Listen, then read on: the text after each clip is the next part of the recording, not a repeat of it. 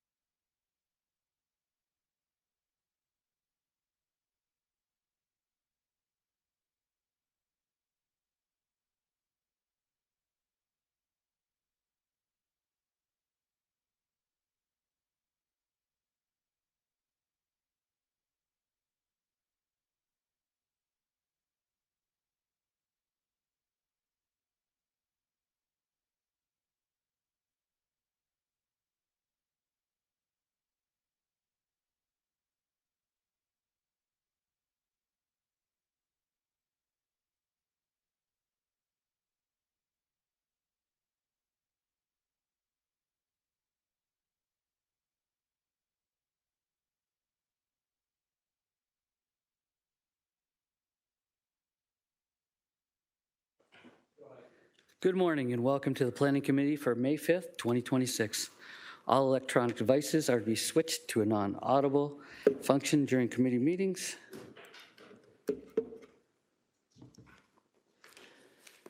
As we have quorum present, I'd like to call this meeting of the Planning Committee to order at 9:31. In the chambers today, we have Councillor Matt Francis, Councillor Esther Pauls, Councillor Kretsch, Councillor Nan, Councillor Wang, and Councillor Kassar. And on the screen, we have Councillor A. Wilson. There are no ceremonial activities today. Clerk Kelsey, are there any addendum items to the agenda? Yes, Chair. The additions have been noted on the published agenda. Does the committee have any amendments to the agenda? Councillor Kretsch? Thanks. I'd like to defer items 6.1 and I believe it's 9.3 or 10.3 with respect to the property known as Philpott Church, simply because the report wasn't ready on time to be considered. Members of the community wanted to meet with me, so I said to them, I can't meet with you to discuss the report if it's not available. And so I'm asking to be deferred, to the next planning committee meeting. I need a seconder for that. Okay, Councillor Francis, the seconder. May I please, we're going to have an e-scribe vote on this.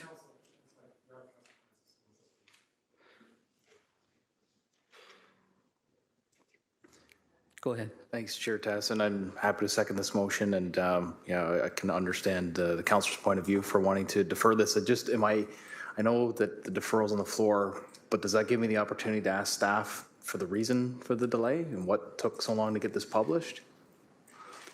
Is that based on the instructions, clerk?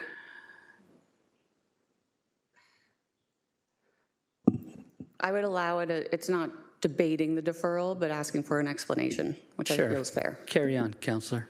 Okay, yeah, through you, Chair. Just given the sensitivity of this file and the long-standing history on it, and obviously the situation that the church is in, can we get an explanation just from staff why it took so long to get this on the agenda for today? I mean, the councillor does have a valid point for deferring this. I just want an explanation from staff why this took so long to get here.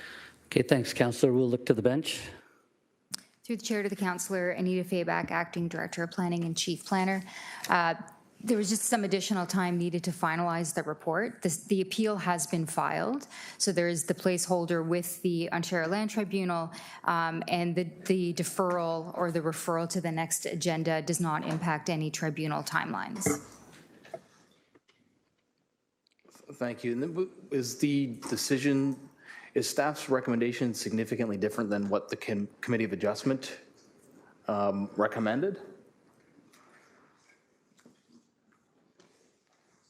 I think we're going to stop. We're going to pull that back. That's something that you can take offline. Well, the reason I asked that, Chair, is just trying to get a better sense of why why it took so long. Just some clarity around that. That's where my And again, question I think when we're talking about, I think we're just supposed to, when we're doing a deferral, isn't it just about instructions? Yeah, I just wanted an explanation, that's all. And that We would be a allowed part that, of the so, explanation. Go ahead. Sorry, through the chair, just to confirm, the ask is what were staff recommendation, what the staff recommendation was and what the committee's decision was. Staff recommended that the application not be approved, and the Committee of Adjustment approved the Committee of Adjustment application. Understood. Okay, thank you. Okay, thanks, sir. Okay, so what we'll do now is we'll go to the e-scribe vote. And when will it be? Next meeting? Next meeting. Votes up now for the deferral.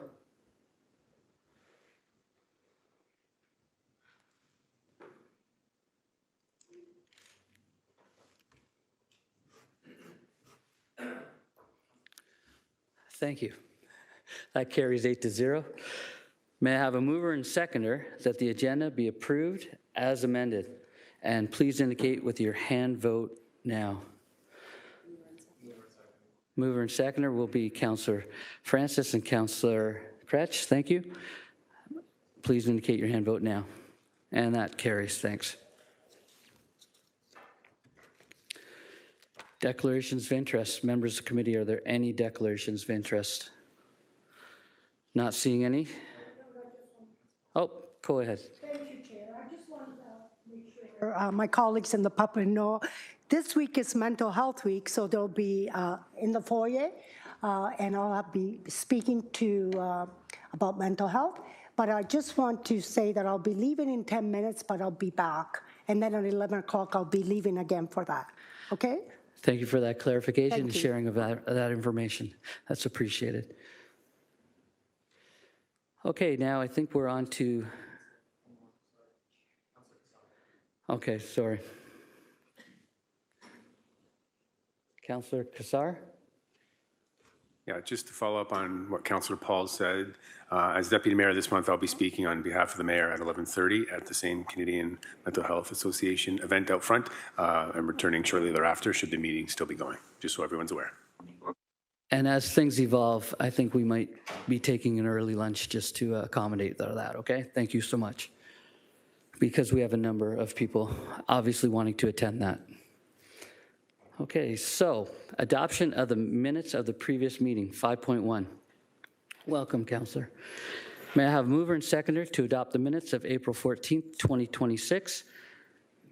Please indicate your hand vote now. This is to adopt the minutes. Thank you. Kassar and Wang will be first and seconding that. And let's have our hand vote now. Thank you.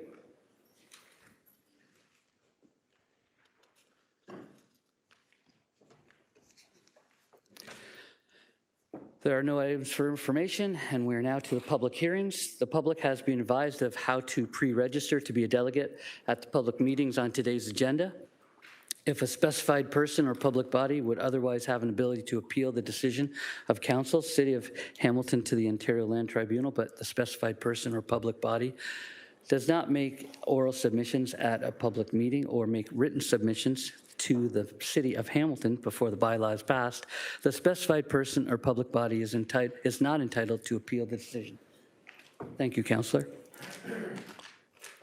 If a specified person or public body does not make oral submissions at a public meeting or make written submissions to the City of Hamilton before the bylaw is passed, the specified person or public body may not be added as a party to the hearing of an appeal before the Ontario Land Tribunal unless, in the opinion of the tribunal, there are reasonable grounds to do so. And first off is 8.1. Application for the official plan amendment and zoning bylaw amendment for lands located at 471 Moxley Road, Flamborough. Does the committee wish to see the staff presentation? Okay, I'm seeing a couple of nods, so staff, please come down. Okay, thank you, and I believe this is Abdullah Pasha. Come on down, Abdullah.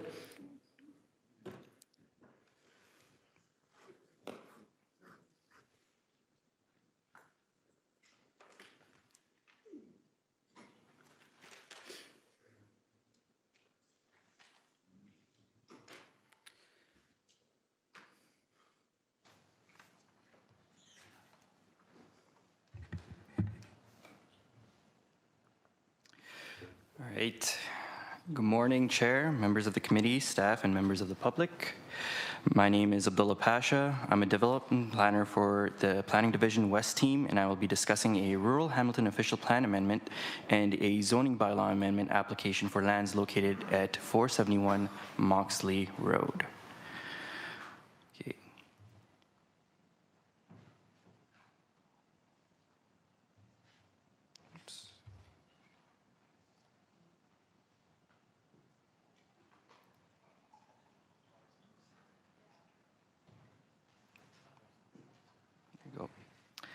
So here we have our site. The subject property is an agriculture parcel within the northernmost corner of the Greenswell Rural Settlement Area.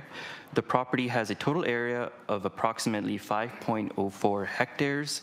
To the east of the subject lands, over here, is an aggregate resource extraction use. To the south is a small-scale rural industrial use. To the west is a residential neighborhood, and to the north are lands that are majority agriculture in nature.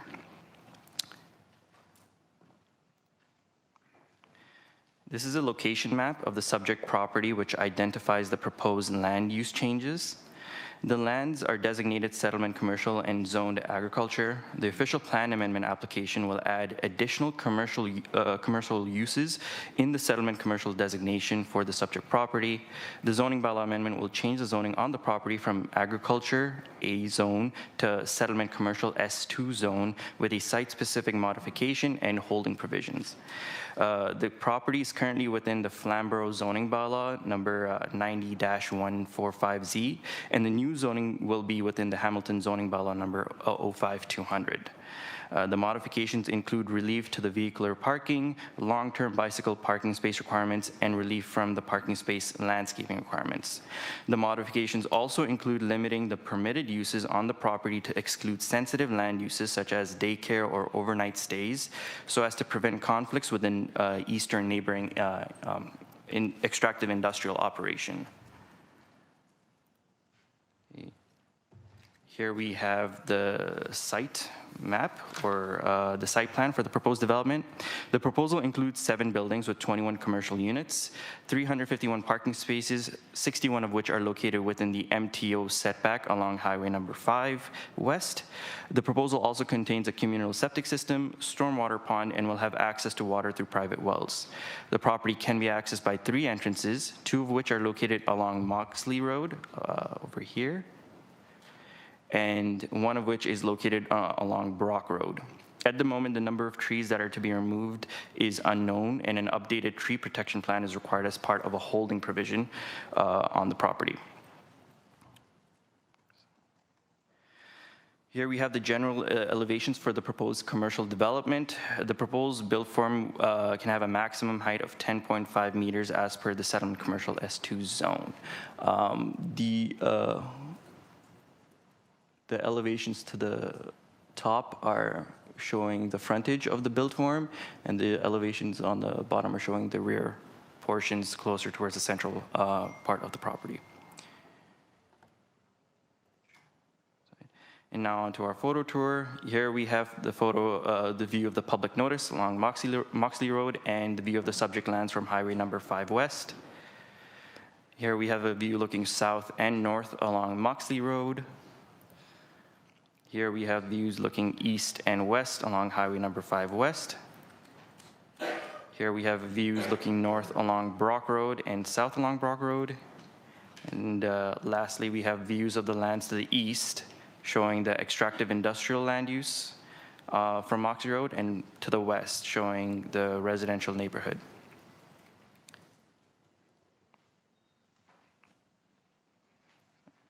So as part of the planning process, this application was circulated to 46 property owners within 240 meters of the subject lands.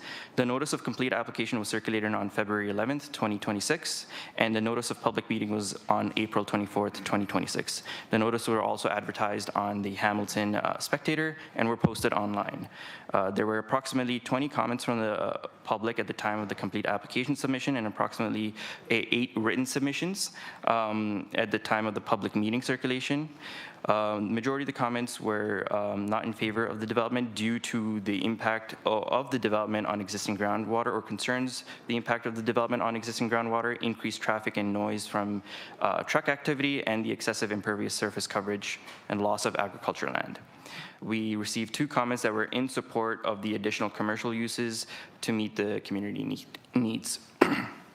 In conclusion, the official plan amendment and zoning bylaw amendment have merit and can be supported, as it is consistent with the provincial planning statement and conforms to the Greenbelt plan. The proposal complies with the general intent of the Rural Hamilton official plan and the Greensville Rural Settlement Area plan, and is compatible with the existing land uses within the settlement area and the surrounding rural community.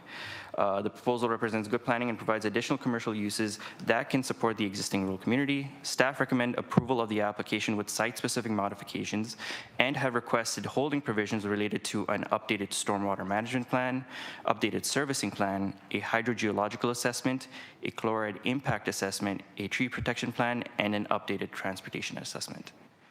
And that is all. Thanks, Abdullah. Are there any questions for the presenter? Okay. First up is Councillor Kretsch, followed by Councillor Wang. Thanks for the presentation. I'm just trying to understand a couple of things here and make sure I have them right. My understanding is that the zoning here is about 25 years old. Is that right? That is correct. And so we zoned this about 25 years ago for this intended purpose. And I'm assuming that this commercial purpose doesn't allow for there to be housing to be built here at all, or is it just simply for commercial only? Through the chair, sorry. So the designation is commercial. So the designation within the Greensville Rural Settlement Area is commercial. However, the zoning is agriculture as part of the old Flamborough bylaw, and it's an artifact of or not artifact, but it hasn't been updated, mainly due to a study needing to be completed on the subject property. This is related to the Greensville subwatershed. So the study hasn't been completed? The study has been completed. However, development cannot be, or as part of the policy within the settlement area, or within the rural settlement area, essentially it stated that development will not be considered until the study was completed. The study was then completed in 2016, which is why we have an application coming forward to amend the zoning to reflect what the existing designation is. So back to my question about the commercial designation, which you're calling it, that commercial designation does not allow housing to be built here, is that right? Through chair, that is correct. Okay, and if I understand what you're saying, I just want to make sure I understand the time sequence. You're saying there was a commercial designation 25 years ago, but then a study in 2016. Can you explain how those things are colliding with each other or informing one another? Because it's really confusing to me. If we have agricultural zoning, a commercial designation, and then a study, like how are those things talking to one another to inform what should be happening with this land? So, to the chair, I'm just gonna do a correction. In terms of the zoning is an older zoning. The designation is I believe, a newer one, but it's essentially within the Greensville settlement area. The property is designated rural commercial or settlement commercial. That designation was planned a while ago. I'm not exactly sure what the correlation is between why the zoning wasn't immediately amended at that time, but due to the main policies within the official plan, it indicated that there was an aquifer study that needed to be completed before development can be done on the property, which is why the zoning wasn't amended at that time. Again, these are questions for clarification. I think I understand the answers, but you're here, you're the expert, so I'll ask you, how does this relate to the urban boundary? Is it within the urban boundary, existing urban boundary? The new one or the old one? Can you explain that? This is within the urban boundary, to the chair. Yeah. Okay, thank you. My last question is that you said something about an unknown number of trees. Could you maybe make an estimate there? I've seen the property in terms of the fact that it doesn't have a lot of trees on it, but when you said an unknown number, is there a ballpark estimate you have there in terms of trees? Like, are we talking hundreds? Are we talking a dozen? Do you have a sense of that? Through the chair. So in terms of the trees, the tree protection plan that was provided or that was reviewed by our staff indicated that there were more trees than shown on the protection plan. Essentially, the plan showed much fewer trees that were going to be protected than that were available on site. So a reevaluation of that needs to be done. And it's not within the hundreds, but it's mainly within the tens. So about like approximately 20 trees, 30 trees. Thanks. This question may not be for you, but when I look at the property in an aerial view, what I see is it's sandwiched in between two different types of properties. So different uses happening across these properties. Is the intention or the idea that this is meant to service individuals who are living on Brock Road from a commercial perspective, either those adjacent to this property or those who are south of this property on Brock Road? Is that the intention and the purpose of the planning here? Is that why this is a commercial designation? Is this why we're doing this? Because we're intending to service commercial, the commercial is supposed to service the residents who are living on Brock Road? Is that the intention? Through the chair. That's part of it. Yes, that is correct. It's this area is meant to be commercial, mainly not as part of the policy. It also indicates that it's supposed to service the existing residents of Greensville settlement area, but also the broader rural community. So these would be residents within the actual agriculture area, rural lands, basically providing them with an area or facility with commercial uses that can be accessed in an ease location. Thanks, those are my questions. Okay, thank you, Councillor. On to Councillor Wang. Hi, thank you for your presentation. I just need to understand the holding provisions, because if the neighbors around are saying that groundwater is a significant issue, then what is the rationale for the stormwater management plan as well as the servicing plan? Like, what's the intention behind the holding provisions? I just don't really understand how we would get to those particular points. So if you can help me understand that. Thank you. Through the chair. So we've requested a number of holding provisions, mainly service related. These are to essentially address the concerns of the public related to quantity and quality of the stormwater. So the purpose of the hydrogeological assessment is for that issue. So it's to address whether or not the site has a sufficient amount of groundwater in terms of quality and quantity to be able to service the site for all the uses that will be permitted. Similarly, stormwater management design, there's a stormwater pond that's proposed on the site, and this is to ensure that the stormwater design meets all requirements that are laid out within our recommendations provided through our study that was done. For more information regarding the servicing, we also have members of our Public Works Water Division. Ahmed, he can answer more questions related to that as well. Okay, so that's probably at the report stage, and I can ask those questions. Okay, so then the question now is all of these, because there are several holding provisions around water, I just needed to understand the actual line of how stormwater affects groundwater, okay, all right. I think that those are questions that I'll ask the agent and then ask the water team at report time. Thank you. Thanks, Councillor Wang. Next up is Councillor Kassar. Yeah, thanks, Chair Tatis. And just a clarification question for the bench, just around the question that Councillor Kretsch asked around the urban boundary and the answer. My understanding is this is within the Greenbelt, and the Greenbelt is not within the urban boundary. So just ask the question again to the bench, is this site within the urban boundary through you? Through the chair to the councillor, the Greensville Rural Settlement Area is within the rural area. It is a settlement area that's located in the rural area that has a very specific plan and land use schedule developed. It was approved when the rural official plan was approved, so back in 2006. The Greensville Rural Settlement Area Plan lays out different designations. So think of it as a secondary plan, but it's a smaller plan for a rural settlement area. So it lays out location of residential, commercial, institutional, parks, etc. Yeah, thank you. And then just one follow-up on that. What is the geographical scope of the Greensville Rural Settlement Area relative to this development? Is this on the edge of it? Is it in the middle? Just some perspective, is that possible?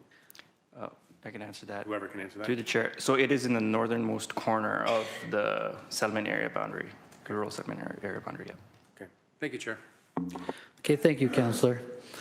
Next up, we have online, Councillor A. Wilson. Thank you. Apologies, Councillor Chair Tattison. I'm under the weather today, so I might not be as clear. I did just want to clarify a couple points. Councillor Kassar just got one of them done there. My question through you to staff is, during the 2006 secondary planning process, my understanding is that water availability, particularly groundwater, was a substantial concern, and that was what led to the lands being designated, but with a condition that a future study had to be conducted regarding the basically the groundwater impacts of any development on the site. So these, as part of 2006, they were designated to be developed, but they were frozen until it could be proven that the development could happen and what standards should be put in place for that development to happen. That study came back in 2016, and my question through you, Chair, is, did the 2016 study say the standard should be that there's no basically pre-development change to the impact it has on groundwater? So in other words, it should the current state of the site now should be maintained in terms of its ability to recharge and impact on groundwater at a high level. Is that the summary of the 2016 study? Through the chair, that's something that can be answered by our stormwater staff. But from my understanding, based on the review of the policies, it indicated that the groundwater in this area should maintain, or the groundwater recharge should maintain the existing status. Thank you. I'll have more questions after we hear from delegates. Thank you. Okay, thanks, Councillor. I'm not seeing anybody else up here, so may I have a mover and seconder to receive the staff presentation? Councillor McMeekin and Councillor Wang, thank you. Please indicate your hand vote now. That's unanimous, thank you. We now have Rishika Angrish from the Angrish Group is in attendance today. Rishika, would you come down and do your presentation?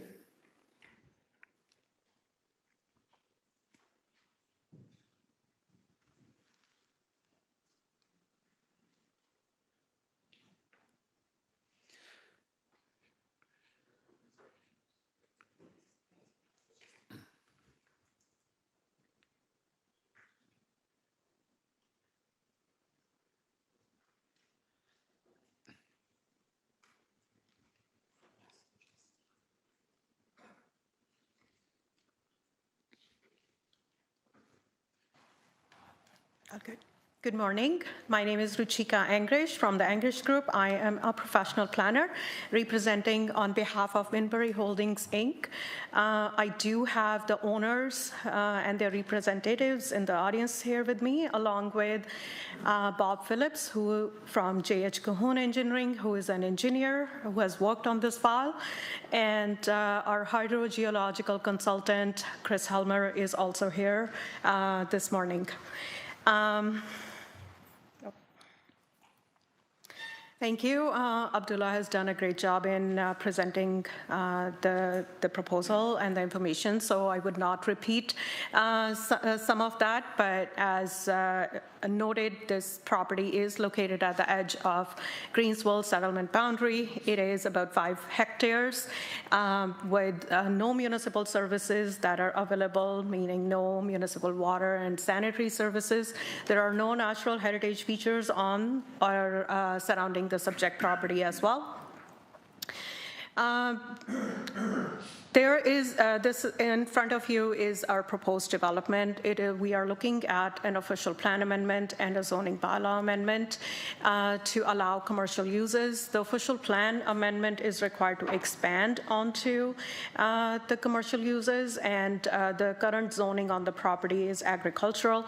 So a zoning bylaw amendment is required before we can advance the commercial development in accordance with your official plan policies. I'll get into a little bit more details. As mentioned earlier, the property is within the rural settlement boundary of Greensville. It is designated within the settlement area. It's designated as settlement commercial within the Greensville secondary plan. There are a range of commercial uses, limited commercial uses that are permitted within the secondary plan. So our application proposes to add 3 additional uses, the tradesman shop, a commercial school, as well as an art gallery as a permitted use. It just provides a little bit flexibility when renting out these units. So that is where the proposed official plan amendment comes in.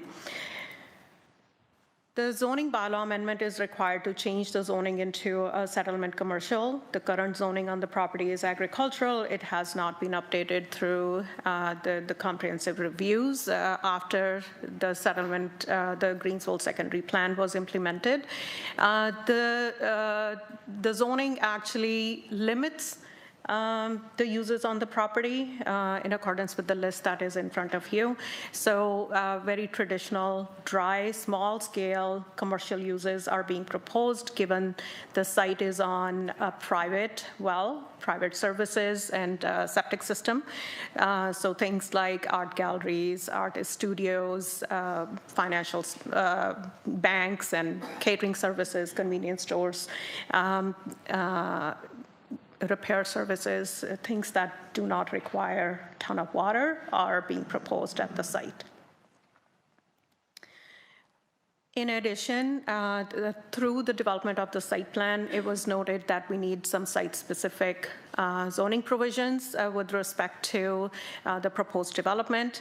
We're seeking a parking ratio of 2.34 spaces per 100 square meters of the gross floor area of the buildings in a total of 289 spaces. We do note that there are 61 additional parking spaces that are provided within the MTO corridor that are not accounted towards the numbers according to what is being required under the zoning bylaw, but the number of actual parking spaces will be sufficient. We did complete a parking study to analyze the parking ratio as well as other aspects related to parking. For example, like the long-term bicycle parking rate, we're providing 6 spaces, whereas 12 are required. However, short-term parking spaces, bicycle parking spaces are fully provided on the site. A reduction in landscape parking area calculations is also requested at 6%. This does not impact the overall landscape coverage. This landscape requirement is only for the parking area landscaping. And it will not have any impacts on the overall development of the site. So we worked with staff to address some of the comments that were received through the circulation of this development. And the holding provision that is being proposed is a result of the review of the technical studies that were submitted. So the holding provision will require us to update the stormwater management report, the traffic impact analysis based on the comments from the Ministry of Transportation, hydro assessment. For a detailed report has been completed on the hydrogeological assessment. So through the holding provision, we will work with staff to ensure all city guidelines are being met. There were some technical comments on the servicing plan as well as the tree protection plan. Again, those things will be addressed through the holding provision when we come in front of council to remove the holding that will be on the site. So again, as noted, a list of studies that were submitted as part of this official plan amendment and zoning bylaw amendment applications. We have thoroughly worked with staff over the last couple of years with respect to ensuring the application is deemed complete and has no adverse impacts on the existing surroundings or the surrounding land uses that are existing and planned for future. There was an open house that was held in July of 2024, about 2 years ago. There were 71 notices that were sent to 500 meters of the site. There were 27 attendees at the site. Main concerns were related to the water and the traffic that have been reflected in the comments that have been received through this circulation as well. I would note that the traffic impact analysis was completed, has been submitted. It has been reviewed by the Ministry of Transportation and the city staff. And again, through the holding provision, we will address the balance of the comments that we have received through this circulation. With respect to the water situation, so a very thorough assessment of groundwater analysis was completed by our hydrogeologist, Chris Helmer.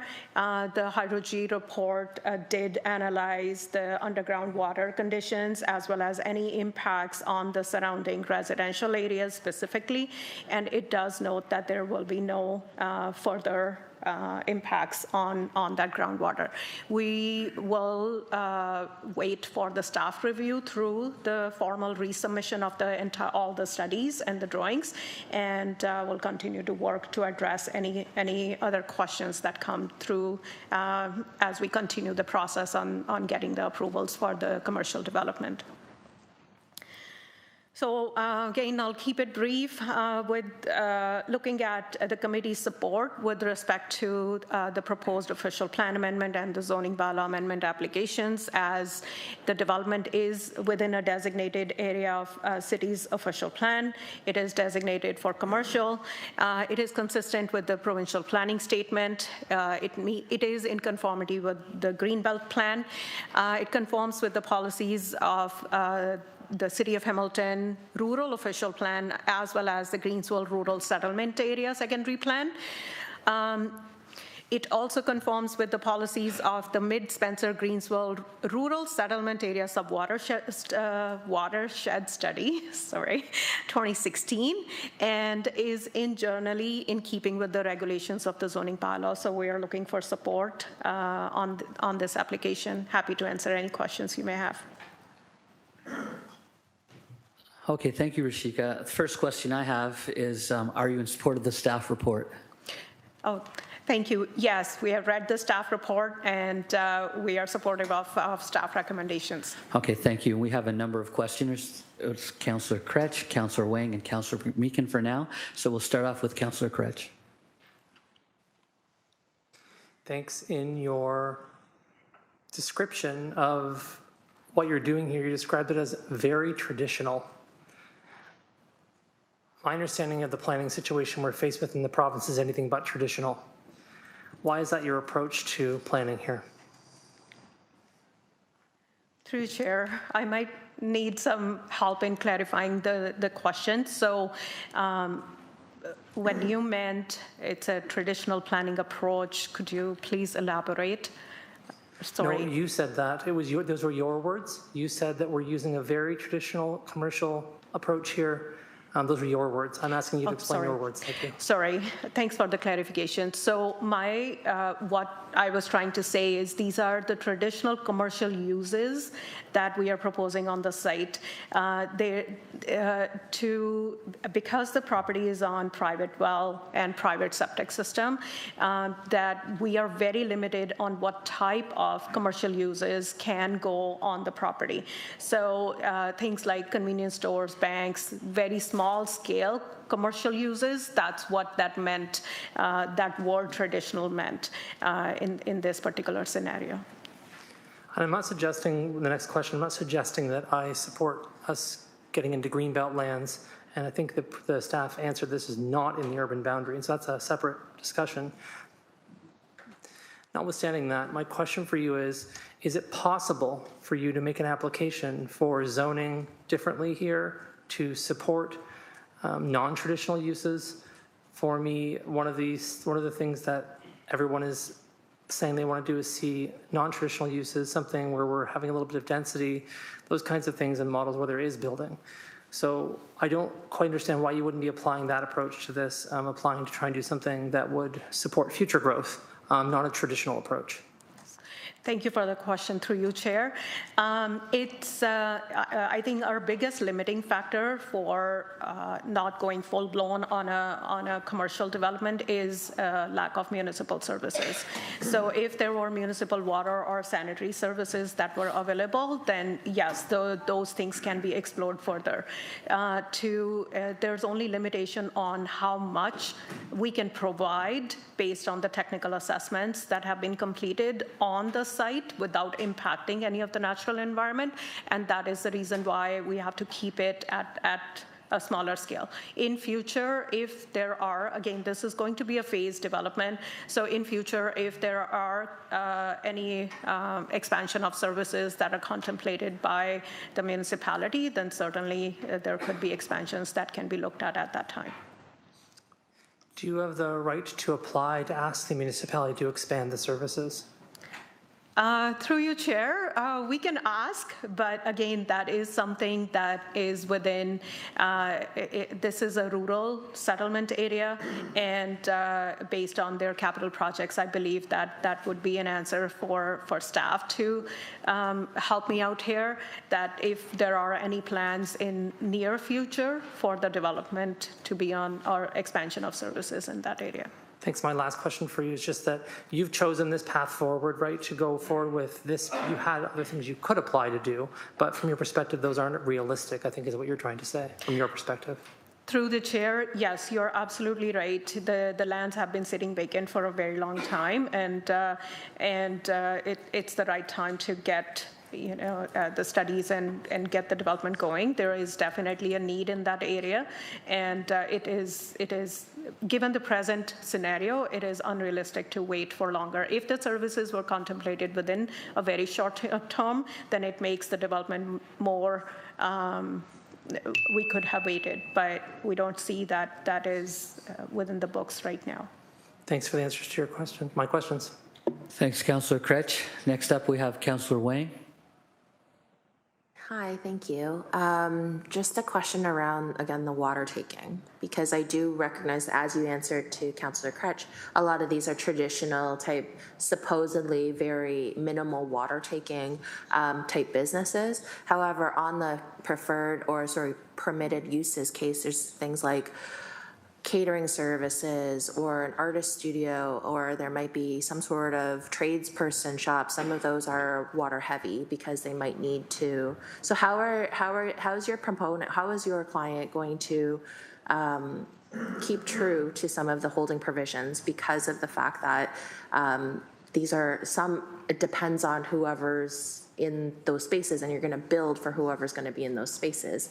So I think the water taking is my primary concern, and how do we ensure that those holding provisions stay true and that we are preserving or trying to maintain the water table as much as we can.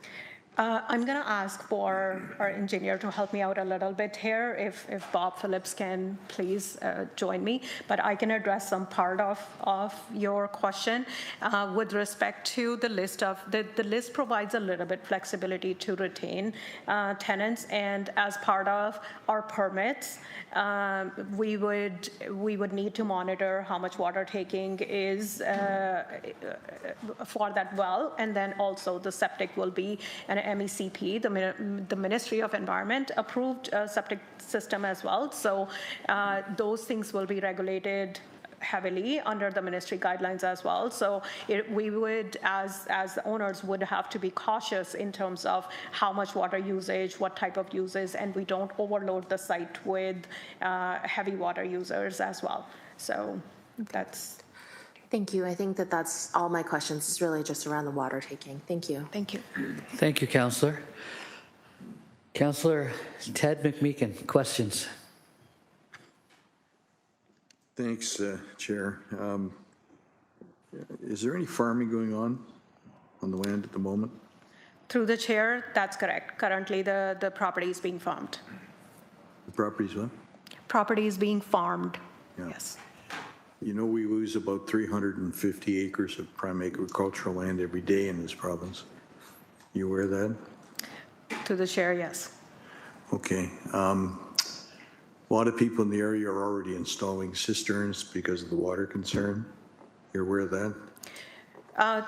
Through the chair, my understanding from our hydrogeological report that was completed that there are no issues with the water taking for the site.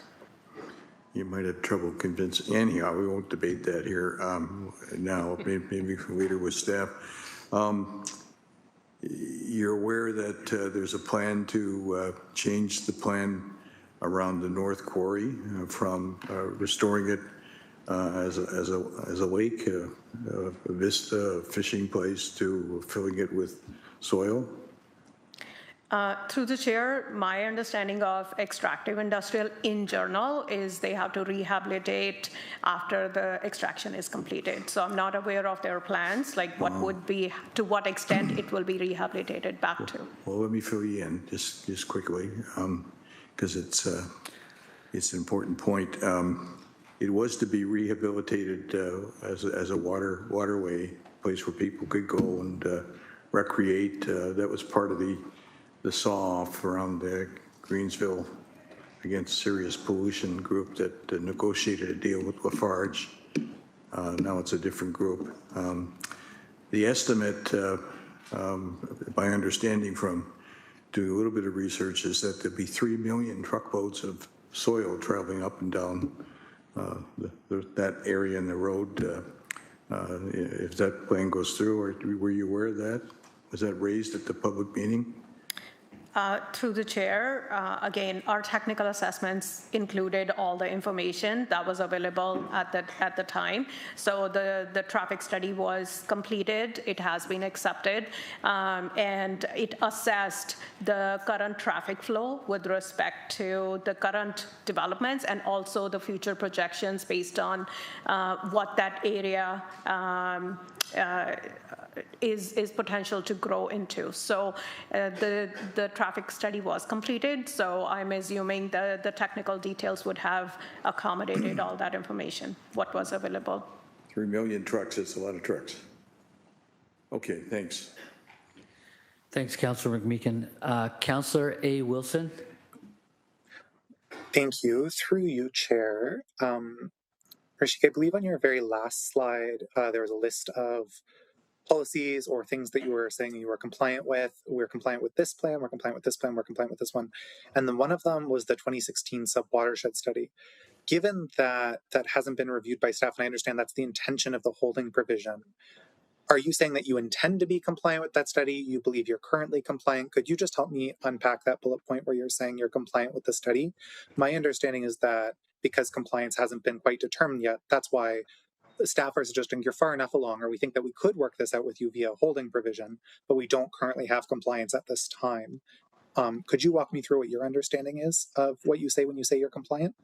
Yeah, through the chair, thank you for the question. So we did complete, so the Greensville subwater shed study, it was completed in 2016 as it was noted by staff. So it talks about the new development areas that are to be constructed within the rural settlement area, which the subject property is part of.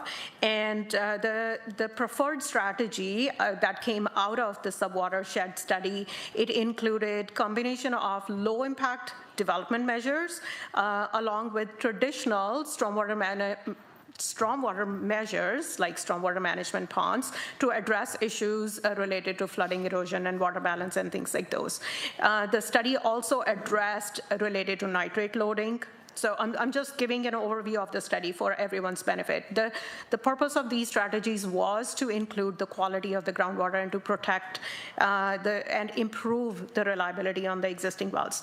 So looking at that information, that is how we provided, we completed some of the technical assessments as well. And based on the comments, we understand that we need some additional work on the stormwater management as well as the hydrogeological report needs to be reviewed by staff to address that big component of the subwater shed study so that we are fully compliant.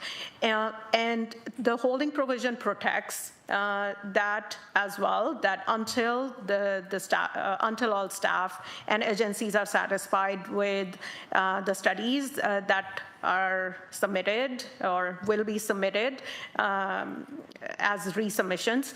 Until those are satisfied, we will not be able to advance with removal of the holding and the site plan control application and obtain building permits. So there are a few steps before us before we can get the construction started. So which includes ensuring that there is compliance with the subwater watershed study.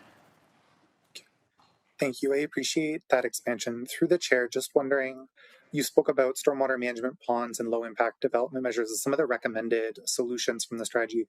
Could you talk about at present what solutions this development application is using? Is there a stormwater management pond in this application, for example? Could you discuss what the low impact development measures you've incorporated right now? And it sounds like if there's going to be a change or a resubmission, what are those plans maybe that you could highlight where you think you're going to get into compliance or where you're trying to get in compliance? So I'll touch a bit on that again through you, Chair. So yes, there is a stormwater management pond that is proposed on the site. So the preliminary stormwater management brief that was completed by J.H. Cahoon Engineering, it noted that their site will include, I'm reading off the report, will include quality controls through the use of a dry stormwater management pond that will outlet into a ditch. The quality controls will be achieved through the use of oil grit separator, and the site will not have any impact downstream on the or on the adjacent landowners. So again, my understanding is that there is some additional comments that we have received through the report, and we will address those. In terms of low impact development, there will be a number of elements that will be included through the site plan control application process. So through the detailed design, we will be looking at some additional information with respect to these low impact development, and then those will be again through the approval process. At this time, the very detailed design of the site has not been completed, knowing that we have a long ways to go before getting full approvals on the process itself. Thank you. Last question from me through the chair. Appreciate you offering some of this information. Where on the site is the dry stormwater management pond currently anticipated? It is, sorry, I'm gonna just pull up the site plan.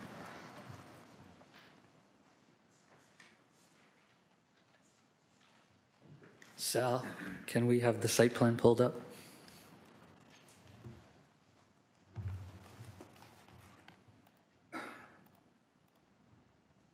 Give me a second.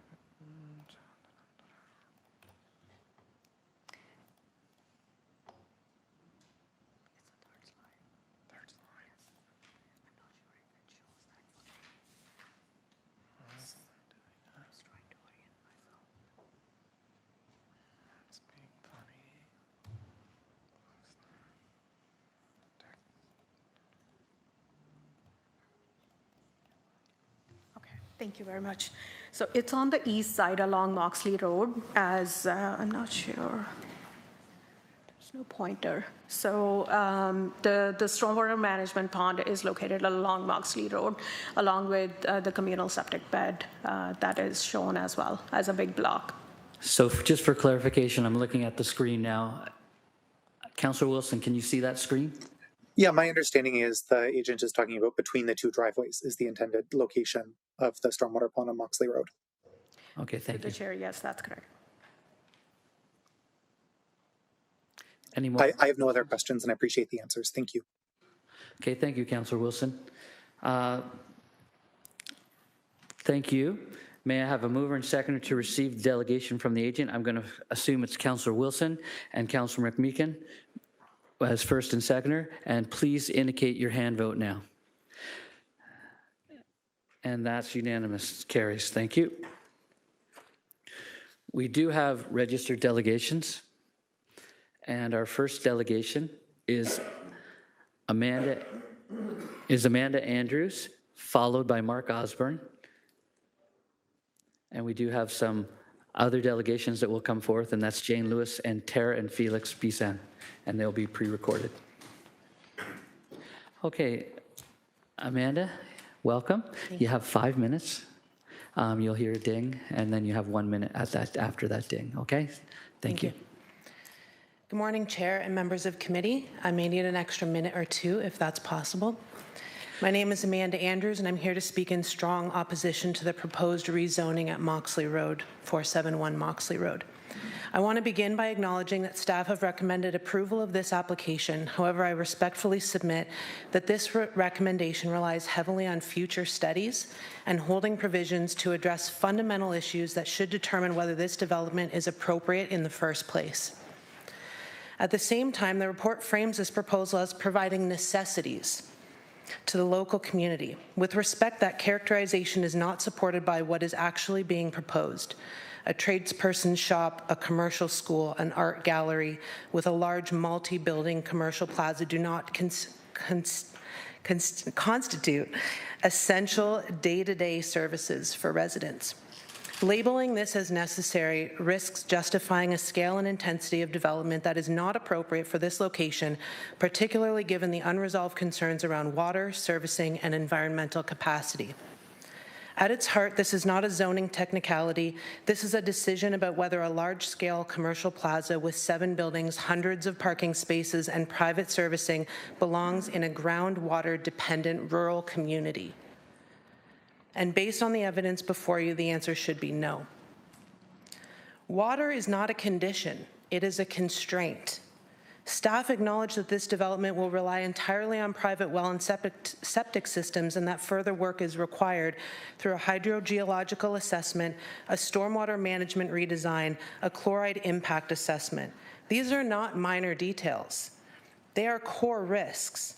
The fact that these studies are being deferred through holding provisions means that council is being asked to approve the use before confirming the land can safely support it. That reverses the proper planning sequence. In a community where residents rely on a shared aquifer, water is not just another servicing consideration, it is a hard environmental limit. We already know from lived experience in this community that wells are declining and in some cases failing. Residents are already trucking water in. That is a baseline condition today, before this development is built. And we have to look at both quantity and quality. This proposal presents yet another significant risk of contamination to an already vulnerable community surrounded by quarries and dewatering operations. So the real question is not whether impacts can be managed later. The question is, should additional demand be introduced at all? The scale of development contradicts small-scale rural commercial. Staff described this proposal as supporting the rural community with necessities, but the actual proposal tells a very different story. This is 12,000 square meters of commercial space, 7 buildings, 21 units, hundreds of parking spaces, private servicing infrastructure and stormwater facilities, and bike storage. I'm not sure who bikes in that area, but I wouldn't recommend it. That is not small-scale local servicing commercial. That is a regional-scale commercial plaza inserted into a rural settlement area. And importantly, the proposal even requires reduced parking standards, zoning modifications, and multiple technical exemptions. If this were truly compatible and appropriately scaled, it would not need to be adjusted to this extent to fit. Holding provisions do not eliminate risk, they defer it. The staff report relies heavily on holding provisions to address groundwater impacts, stormwater design, chloride contamination, and servicing feasibility. But holding provisions do not solve these problems, they simply postpone them. And once zoning is approved, the principle of development is established. At this point, there is significant pressure to resolve remaining issues in favor of construction. Council is effectively being asked to say, we'll approve it now and figure out if it works later. This is not precautionary planning, especially in a sensitive hydrogeological area. Cumulative impacts are being ignored. The report acknowledges that Greensville is already experiencing growth pressure and references the subwatershed study, but this application is still being evaluated in isolation. There are multiple proposals in this area, residential and commercial, all drawing from the same aquifer, all adding impervious surface, all increasing runoff and contamination risk. Individually, each project may appear manageable, but together they represent a system-level risk to groundwater supply, water quality, stormwater capacity, and long-term environmental stability. There is no comprehensive cumulative analysis before you today. Without that, it is impossible to conclude that this proposal represents good planning. Loss of agricultural land has already been mentioned today, and that is permanent. This proposal converts 5 hectares of agricultural land into commercial use, and once that land is paved, it is lost forever. Agricultural land in this area is not just about farming. It contributes to groundwater recharge, natural drainage, and environmental balance. Replacing it with a high impervious commercial site directly undermines those functions. This decision sets a precedent. If approved, this will not be the last application of its kind.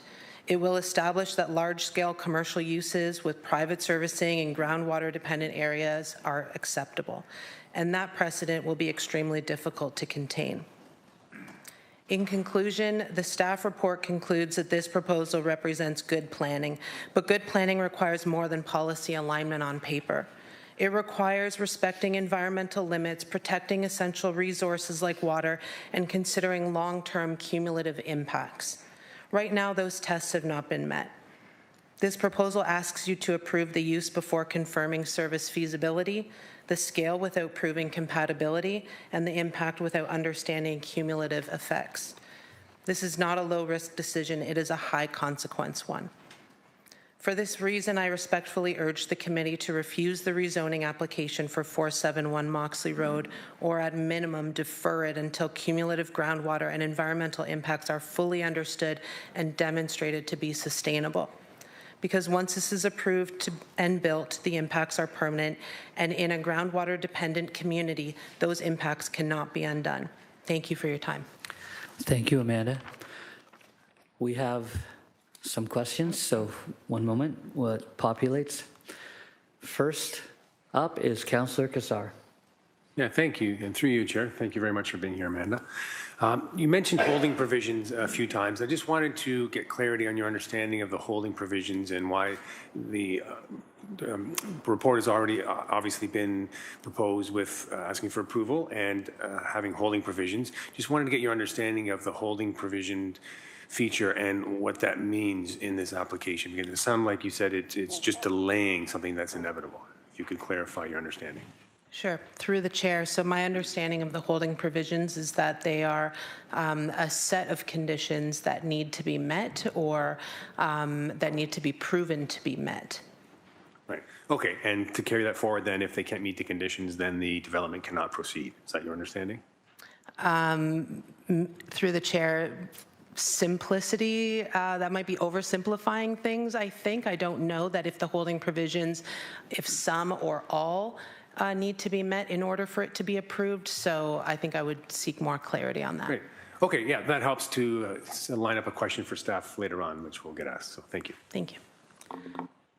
Okay, thank you, Councillor Kassar. Good point. One of my questions that I was going to bring up to staff later. Amanda, there's no one else right now, so thank you for your delegation. Thank you. Apologies, Chair, if I could just... Councillor Wilson, sorry. Apologies. Amanda, thank you so much, and thank you for your very eloquently worded delegation. I think just picking up on what Councillor Kassar was asking, there's a question I think that we're going to explore with staff later in this meeting, and you just don't have the advantage of being a delegate later in the meeting, which is what is the risk in a contentious appeal? So you've come forward and you've said you have legitimate concerns, you have serious concerns with this application. We're in that technical process there, and so holding provisions is one way to handle that. There's also potentially, if we said no today, there is the opportunity for an appeal, and that could be the decision then ultimately made by OLT.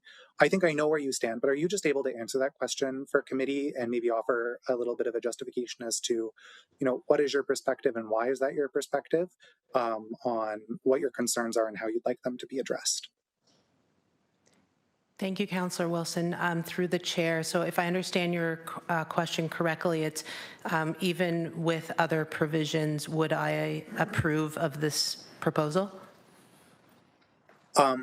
My question is, if we reject the proposal today, the applicant has a right to appeal and take that to the Ontario Land Tribunal and get a second. They basically have appeal rights. You would, as well as other community members who have delegated, could also follow to that process. Just asking, there's the process with holding provisions, which is a city process, and then there's a process that kind of leaves the city's hands a little bit, and the OLT becomes the adjudicator. They all have different, right? There's no guarantees of an appeal. I'm just trying to get your sense of one of the potential consequences of saying no today is that this application could be appealed to the OLT and then council does not have the final say on it. I think I know your opinion regardless, but I'm just wondering if you could offer that and maybe a bit of a justification as to how you got there. Thank you, through the chair. So yes, I understand the process, and guess, the associated risks of a no today and where the proposal can go from there. But I think making a statement today, representing the constituents from this region and understanding what the sensitivities are for this area sends a signal. And I think every signal is really important in this process. Whether it will be approved at the Land Tribunal or not remains to be seen, but I don't think that's a good reason to not listen to what you think should be done today. Thank you. I appreciate your answer there. Thank you, Amanda. And I'm not seeing any more questions. You may have a seat. Thank you so much. Okay, our next in-person delegation is Mark Osborne.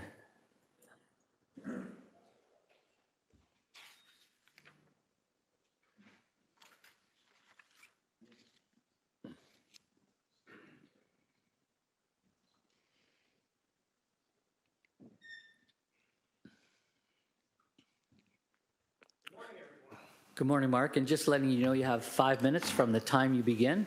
And then if you need any more time, do you think you can pull it off in the 5 minutes? Hope so. Okay, good stuff. I hope so. We'll go I with may that ask then. for a few extra minutes if that's okay. But yeah, if we could just, my name's Mark Osborne. I live in Greensville on Harvest Road. I've been there for over 40 years, and I have a private well that has the levels of the aquifer declined over the years. If I could have the first overview of the area. As you'll see here, Greensville is sandwiched between these quarries and the edge of the escarpment. And generally the water flows from the north to the south. Now, during EA hearings back in the late 80s, we know that that is generally the flow, but it is so intricate and intertwined that even certain hydrogeological firms can't agree on how it flows. So if we could have the next slide up, please.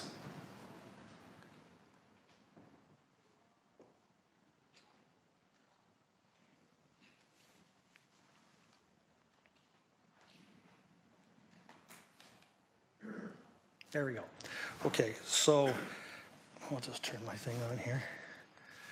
So here's the processing. This is the processing area here.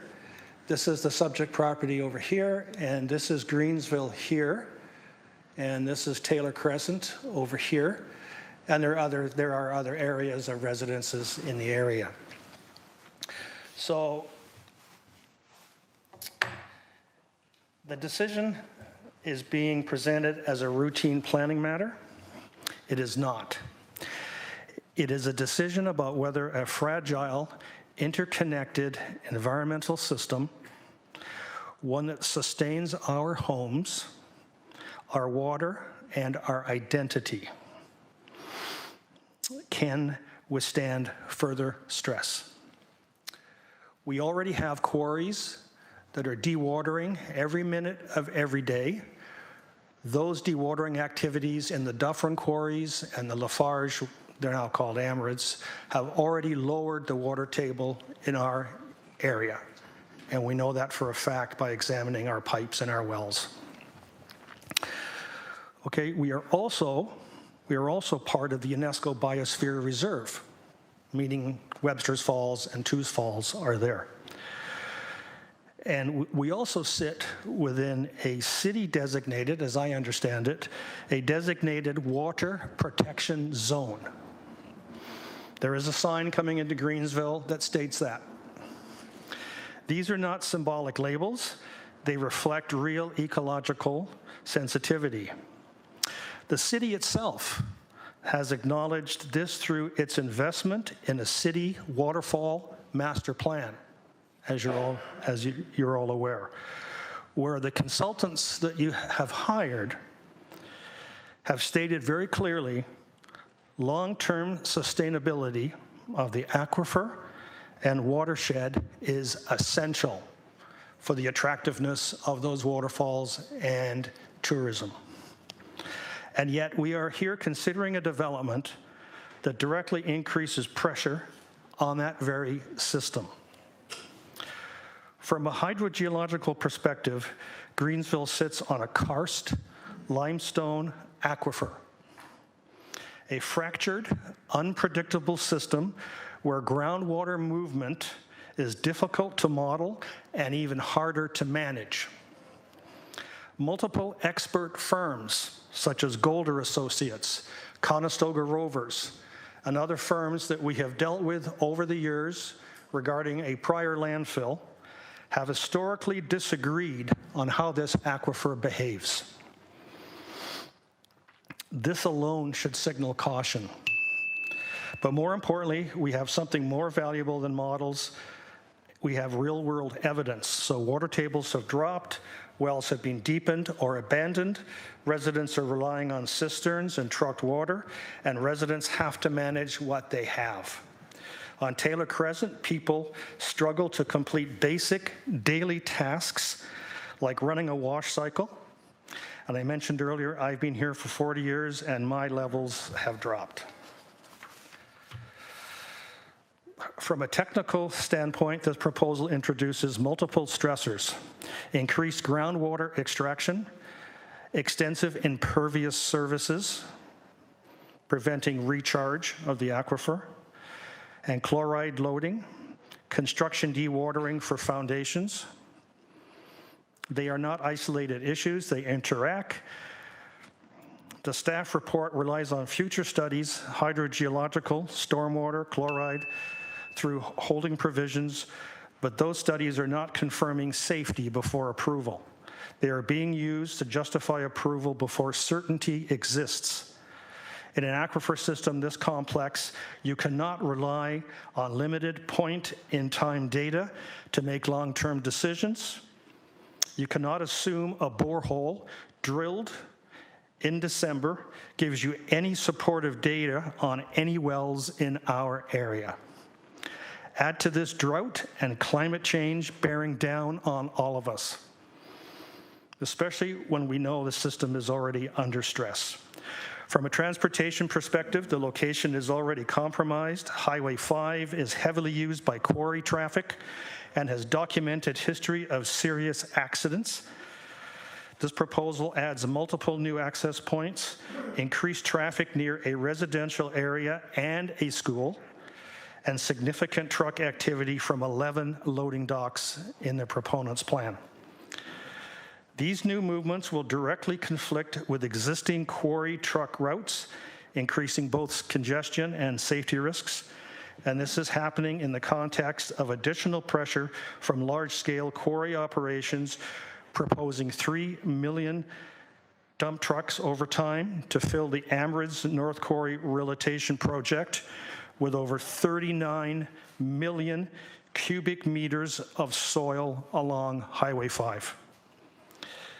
This is the definition of our impacts.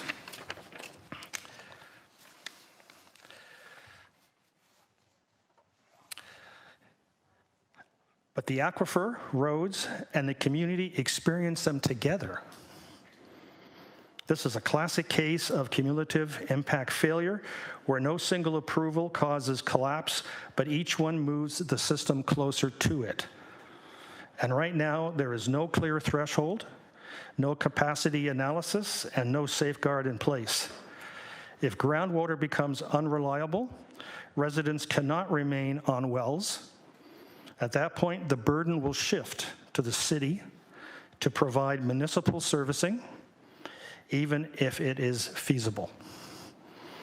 That is a significant financial liability for the city. So in closing, water is not just another servicing consideration in Greensville, it is the foundation of our existence. From a planning perspective, from an environmental perspective, and from a human perspective, the system is already under stress. Approving this development adds pressure where there is no capacity left.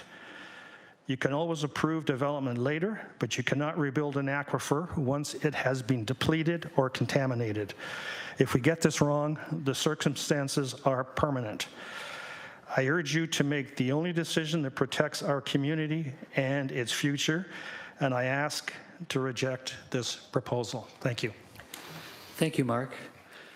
I see that we have Councillor Meekin waiting to ask you some questions. Thanks, Chair. Good morning. Morning. Mark. I was around in the late 80s, as you know. And it was quite a battle to share information and to elicit a lot of common sense in some of the settlements, including a commitment to promise that the North Quarry wouldn't be filled with land. It would become potentially a water resource, not a liability. So I want to begin simply by thanking you for your leadership over the years. I've learned more from you than you'll ever learn from me, and so I've appreciated that. Can you tell us a little bit more about the guts, the heartbeat of a community that's anxious about the impact? What are you hearing straight up from people? What we're generally hearing from Greensville is that Greensville feels like it's targeted all the time.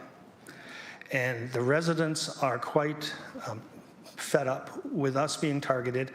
Back in the late 80s, early 90s, the quarry company, Steatley at the time, wanted to fill the South Quarry, which was 200 acres, with Toronto's garbage. And we initiated a group called GASP back then to study that proposal with regards to water, regards to the aquifer. And we had all kinds of consultants that come in and from social studies to hydrogeological studies to all sorts of other studies. And that took 7 years out of our lives. I remember. In order to go through that EA hearing process. And in the end, it was the Environmental Assessment Board said no to that, but the Ministry of the Environment appealed, and it was a political decision at the end that actually canned the proposal. So, and then we have an issue with tourism in the area, with streets being clogged with tourism cars and vehicles. That took several years with the Hamilton Conservation Authority to get that rectified. And we are pleased to be part of the City of Hamilton Waterfall Management Plan. We've been very active in that as well. And we think they've done a super job of conducting public meetings on that. And then we had Carmeuse, which were 2 kilns on site in the South Quarry processing area that wanted to burn waste. So the community had to fight that. So overall, our community is tired, we're stressed, we're frustrated that all of this happens to be pointed in our direction. And like I said earlier, water is it's our lifeblood. I mean, without it, we don't have any life at all. And we know, again, that drilling a hole in the ground and pumping and trying to find out how many gallons per minute you can pump out of that hole does not relate to any of the private wells in the area. It's specific to that location only. And I think another resident, Amanda, alluded to that there needed to be a cumulative study of the entire area in terms of aquifer, use, quality, quantity, all of that sort of things. Hope that answers your question. Yeah, very good. It's been fight after fight after fight after fight. GASP, Greensville Against Serious Pollution.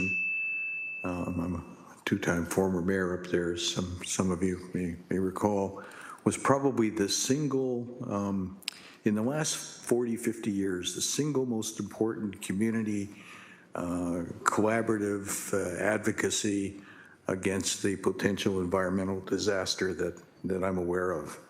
And Mark, I just admire you and the GASP team and the people that led that fight. And I'm sorry you're tired, getting tired, I understand, but hang in there. Thanks. Thank you. I'm just looking up to see if Councillor A. Wilson has any questions. There's no one else on the list.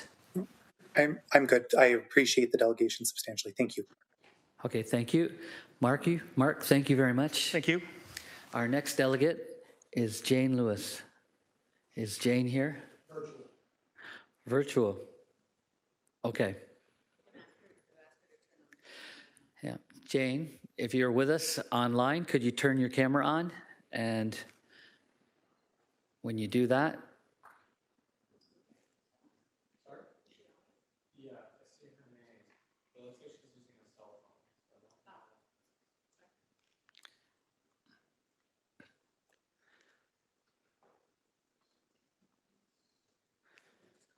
yeah.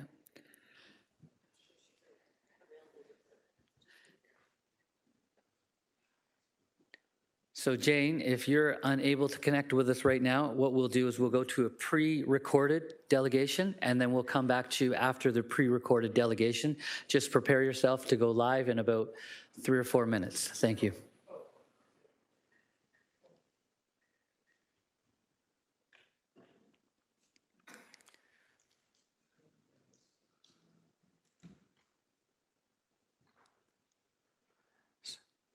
So is this Jane or is this Tara? Okay, so this is Tara and Felix Bisson. It's a pre-recorded message. Thank you, Sal.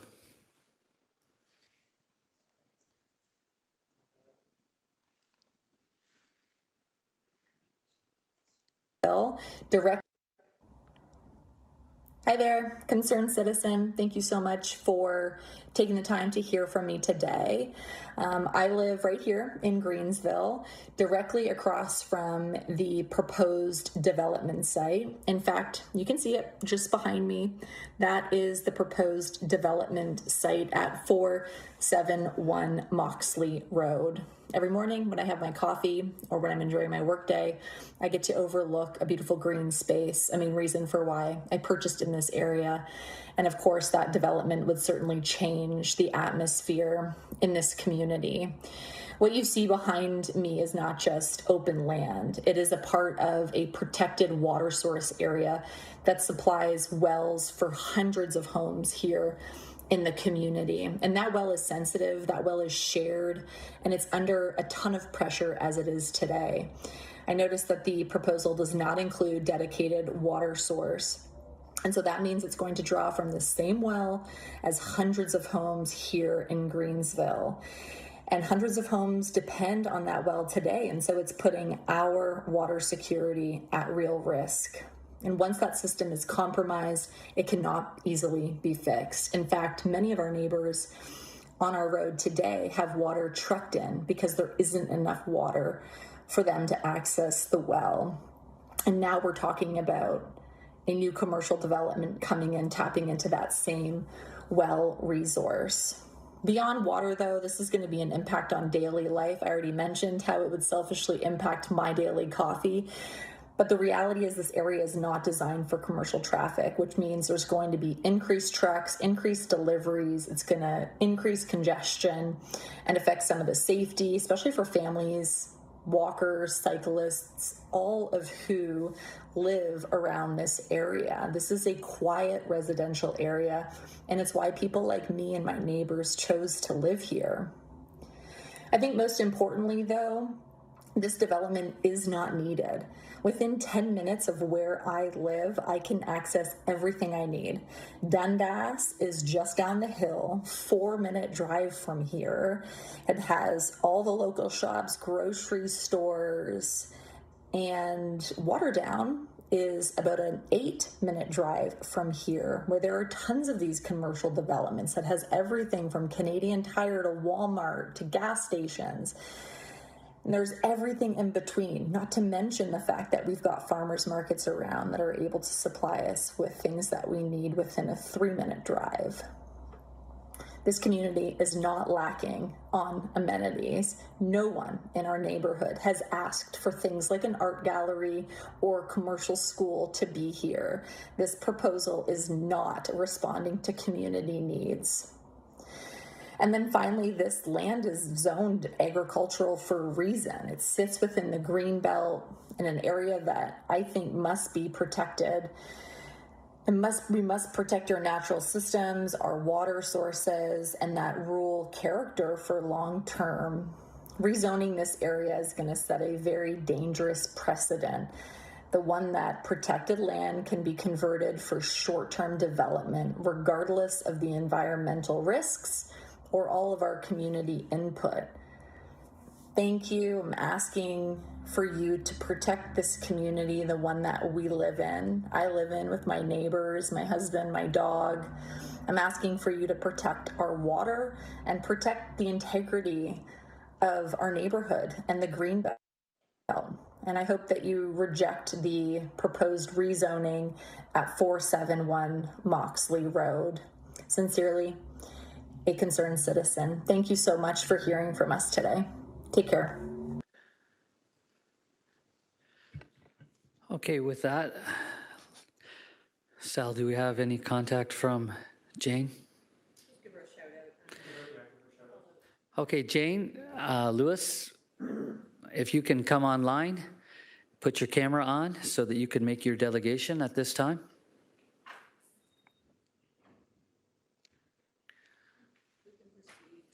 Yeah, so what we have at this time, if Jane can't come on, is we have some non-registered delegations. And the first up is Natalia Kosonovic, and she's virtual. Natalia? And Natalia is here. Okay, Hi. Welcome, Natalia. You have 5 minutes. You may begin your delegation now. Wonderful, thank you. Hello, everyone. My name is Dr. Natalia Kosobovic. I'm a naturopathic doctor in the community. I'm a resident of Greensville, and I have lived here for over 2 decades now. My opinions align very closely with that of the other community members who are concerned. Mark and Amanda, especially, thank you so much for your presentations and your very eloquently worded comments that you had. So I'll start off. Greensville is a rural community that depends on well water for drinking and local farmland for food production. The proposed commercial development at 471 Moxley Road would permanently remove valuable agricultural land and contribute to urban sprawl in a small hamlet that lacks infrastructure to support this scale of growth. Residents are already concerned about traffic, noise, air quality, and water availability. Highway 5 is a 2-lane road that is already heavily impacted by truck traffic from nearby quarries. This proposal must also be considered alongside the Amrise Quarry Rehabilitation Project that we already discussed, which is expected to add millions of truck trips along Highway 5 over time. The cumulative impact of safety, congestion, noise, and particulate matter cannot be ignored. Many homes in Greensville rely on private wells, and many residents have already needed to install cisterns and get water delivered regularly due to limited water and concerns with the water table. Before approving a commercial plaza with 7 buildings and hundreds of parking spaces, the city must carefully assess the long-term impact on groundwater demand, stormwater runoff, and the sustainability of our rural water supply. We ask the council to protect Greensville's rural character, farmland, water resources, and quality of life by rejecting or reconsidering this proposal. A few other notes I have here. So this is kind of a rhetorical question, but I'm curious about Rashika and the others from the Angrish group. Where do you guys live? Do you guys live in Greensville or the surrounding area? Are you aware of all the concerns that we face? And would this be impacting your day-to-day life? It's alarming to hear you say that this is going to be a phased development. Those were the words that you used, Rashika. That sounds like more development can be expected in future years that we do not want, as we do not want this development at all. As Mark mentioned, Greensville residents are already so fed up with having to take unpaid time away from work and our families to fight these ongoing concerns to protect our community. This is only one concern in a whole other list of concerns that we're continuing to have to address, submit comments for, attend meetings like this on work days during work hours to try to get our voices heard. It seems that every time we submit comments and vocalize our concerns, we're kind of shifted and things go to the next stage despite the things that we vocalize. So something that's interesting to note is Amrise and Lafarge Quarry have already had issues simply with staff using the water for washroom purposes at their property, which is very close to 471 Moxley Road. So how can we guarantee that these businesses in this commercial plaza are not going to be overusing water? I think it's going to be very difficult to actually keep track of how much water is being used and to police their water usage. I'm curious why this land is not able to continue to be farmed since it's zoned as agricultural. As previously mentioned, and I'll echo this concern, the bike spaces would not even be used in this area because it's not a safe space to be biking. There's a lot of truck traffic, and that could be very dangerous for people who are biking. We do not want or need any of these proposed commercial services. The ones that were listed, we already have things like that a short drive or walking distance away. We all moved to a small country hamlet for a reason. So we're not looking for a bank or for other commercial services to be located within walking distance or very close by. Many residents have already vocalized that we are opposed to this and we do not want this, and we will not utilize the businesses that are going to be put into this plaza should this be approved. It's a busy commuter route, so it's doubtful that others that are kind of driving along the Highway 5 corridor there will even utilize these businesses. They might not have time to stop there. I believe that the parking spaces will likely be used mainly for tourists who are coming to the area to hike, and that will take away from paid permit parking that is set up at the conservation areas and the waterfalls, which is also income for the city. Residents are concerned that the groundwater testing that has been conducted may not accurately reflect normal site conditions, as the area was reportedly used for excess snow storage during this past winter, where we had a ton of snow. Snow melt and road salt runoff could affect groundwater levels and water quality measurements. So we ask whether this was accounted for and whether further multi-season testing will be required. I believe that third-party testing should be required and not someone that Angrish brought in themselves. As Mark mentioned, we live on a complex aquifer. Some people, even in my neighborhood, have regular water access, whereas myself and many of my direct neighbors do not. So it depends on what side of the street you live on, what hill you're nearby. Like, there's a lot of factors that come into play with the groundwater. So one borehole and one isolated measurement during one season of the year is not an accurate reflection of our groundwater access. In closing, Angrish, I believe that you would be doing your tenants a disservice by renting out space in this commercial plaza that will likely not receive enough business due to the community's rejection and the inconvenient location. I will reiterate that there is no need for these services in our community, and our community, from what I've gathered so far, we do not want these things. So to finish off, I'm curious why you want to proceed with this. You are going to continue to receive a lot of community pushback and frustration for land that has very limited proposed uses. Thank you for your time. Thank you, Natalia. I'm not seeing anybody with any questions for Natalia. So Natalia, you can stick with us, but just take your camera off and we'll go to the next delegate. Awesome, thank you. Thank you. This is Elena Grosvener, and she's virtual. Elena or Alana? Okay, well, let's try for Jane again. Jane, are you available? Calling Jane. Jane Lewis.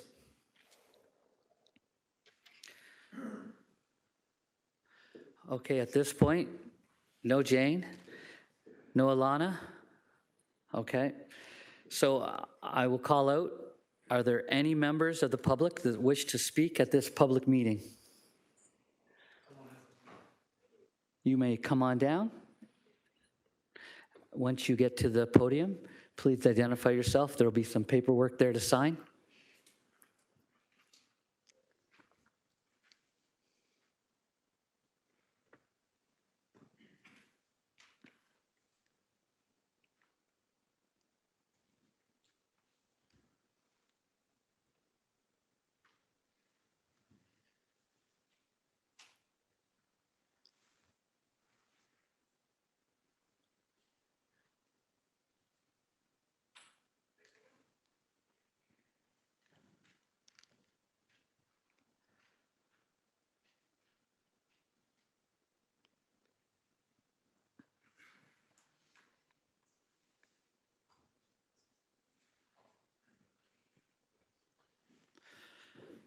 Okay, first thing you're going to do is you're going to share your name with us, and then when you begin to speak, you'll have 5 minutes. You get a 1-minute tone. I think you've seen what's going on, so, okay, go ahead.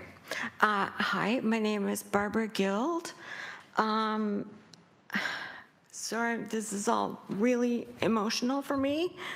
I'm not well. I have several conditions going on, and we're still trying to diagnose some of them. I have lived across from the quarry and that field. I am probably the closest one to it. I'm right smack in front of this thing my whole life. So almost, embarrassingly, 60 years, almost. I've always felt safe that nothing would happen because who would want to build beside a quarry?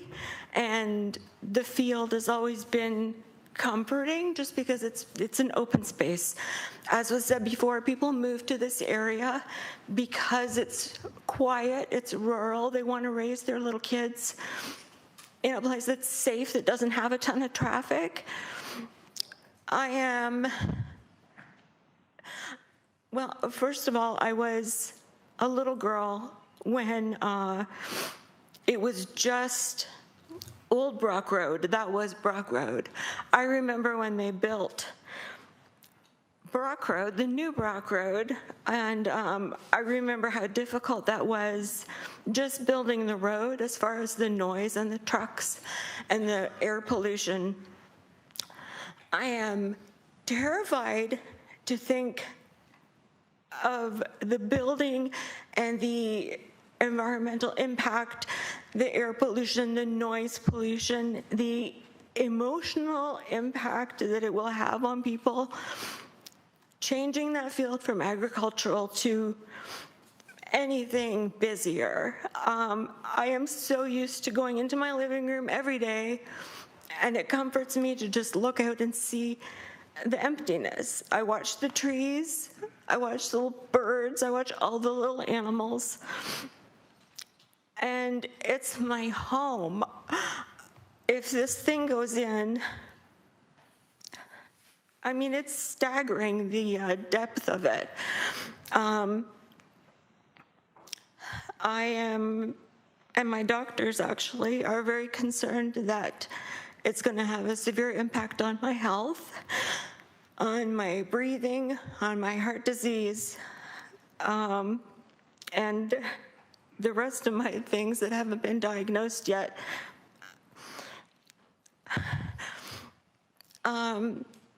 I don't think you can even imagine the amount of noise and dust and pollution and insanity that would go on to build something like that. And I was personally offended when the woman from the English group said something along the lines that this was a necessary thing. It was time to do it. I've never heard anything so ridiculous in my whole life. There is no need for it. As was said before, we can get to Dundas, we can get to Waterdown quickly. Nobody wants this thing. Nobody who lives there. I cannot imagine looking out my window like I do every day and seeing buildings and people and traffic and parking spots and everything else. The additional traffic is going to mean more accidents. As things get built up, usually crime follows. They see houses that weren't on their radar before, and now we will be. It's upsetting to me that the first thing that this group sent out was technical questions that we were supposed to answer about our water. It was the water that was the big deal, and the water is the big deal, believe me. I have myself run out of water. I have a well right in front of my house, right across from this field, the closest one.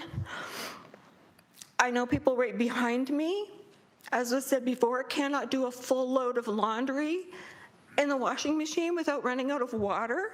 How can anybody possibly be thinking that this is a good idea? This is a stupid idea. I don't know who came up with it. Clearly people who need some more money. As I said before, it's offensive. It's painful. It is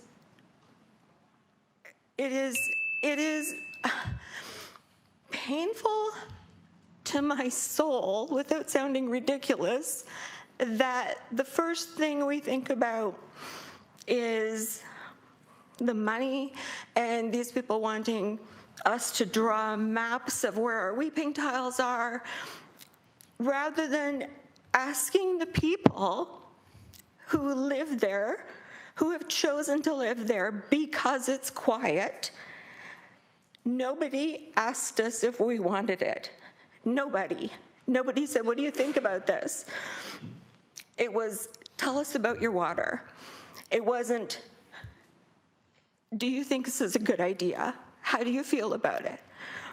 I can tell you I am sick about it, physically sick. Every time I think about it happening, I have physical symptoms. As you can see, I'm very sad about it. If it happens, I will be devastated, and I don't understand how people can live with themselves knowing that they would be hurting another human being like that, and I cannot be the only one. I did send in a giant letter for the planning committee with several pages. I won't read it all off to you now. Barb? Yes. At this time, I'm the chair up here. You have passed your 5 minutes. That's fine. And I just wanted to say that your connection to the land is obvious, and we do feel that. So thank you for your delegation, and I'll see if there's anyone who wants to ask you any questions. Thank you very much. Thank you. Councillor M. Wilson is up now. Hi. Good morning. Thank you for being here, and I'm sorry to hear that you're not well. I wish you only good things in recovery. I just wanted clarification. You mentioned that you received a letter asking you some questions about... Oh, I think we received 3 or 4 of them. Oh, okay. Could you just elaborate a little bit about who the letter was from and what they seem to be sent out by the English group to all of us in the community, and they were, I wish I brought it with me, I could have. They were asking for to scale drawings of our property, where our wells are situated, where our weeping tiles were, where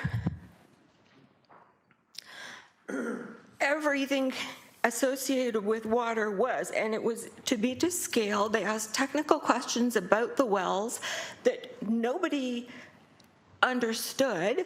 Unless you worked in water and well water, you wouldn't even know what those terms meant.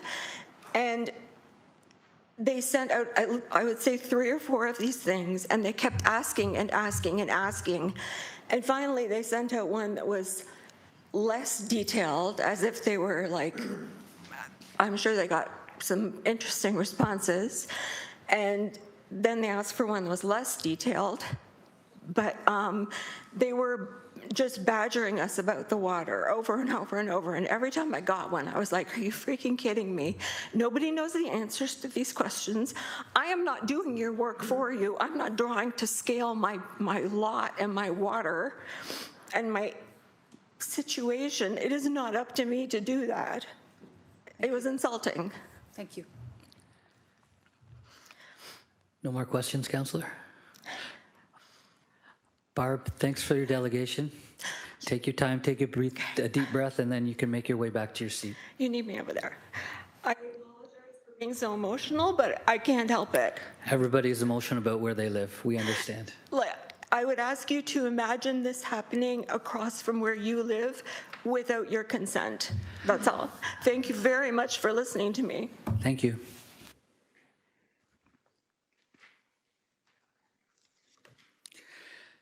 At this time, I'll ask for a second time. Are there any members of the public that wish to speak at this public meeting?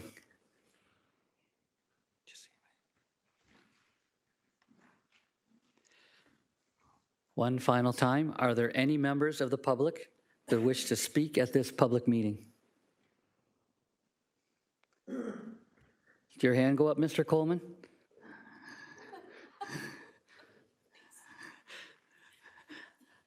Just joking. I'm not seeing anyone's hand go up or anyone raising up to speak. So may I have a mover and a seconder that the public submissions were received and considered by committee and that the public meeting be closed. And I'm going to look up to Councillor A. Wilson, and then I think I'll go to Councillor Ted McMeekin for the first and seconding. And this will be an e-scribe vote now. Or should we be talking at this point with questions for the staff? Okay.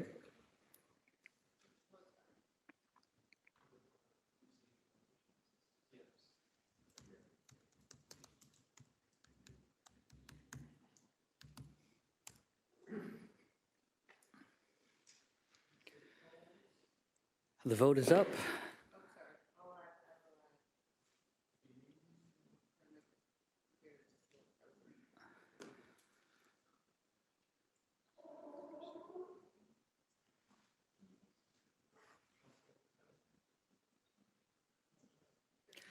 Okay, that carries 12-0. The public meeting is closed. May I have a mover and seconder to approve the report recommendations? At this point, we'll just take the mover and seconder, and then we'll have questions to staff. So again, Councillor A. Wilson. Chair, I won't be supporting the main recommendation today, so I think it's a little awkward for me to be the mover. Of course. Happy, like if you can help navigate that on the procedure side, but I think it just makes things a little harder than it needs to be. Excellent point, Councillor Wilson. Any takers here to move and second to approve the report recommendations? Okay, we'll put it on the floor. Okay, we're going to put it on the floor first, and we'll populate the list for questions. Councillor Wing's putting it on the floor. Looking for a seconder? No seconders. Councillor Kassar seconds. Thank you. Well, this is for an important aspect that our committee members can ask staff for further clarifications at this point. And we will go to Councillor A. Wilson. Thank you. Through you, Chair, I just want to thank all the delegates and again apologize for not being able to be there in person today. Just still recovering from some illness over the weekend. I think it was really clear hearing from residents today some of the concerns specifically regarding water that we hear, as well as the concerns that we hear when any development happens and people are concerned about the growing pains related with the development.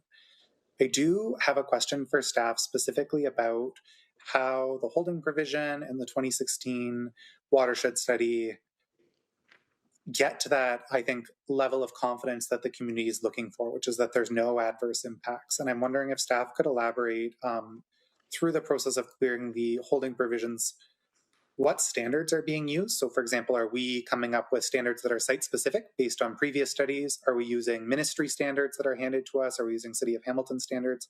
But how are we assessing no negative impact, and what does the actual process of clearing that holding provision look like as the recommendations currently propose?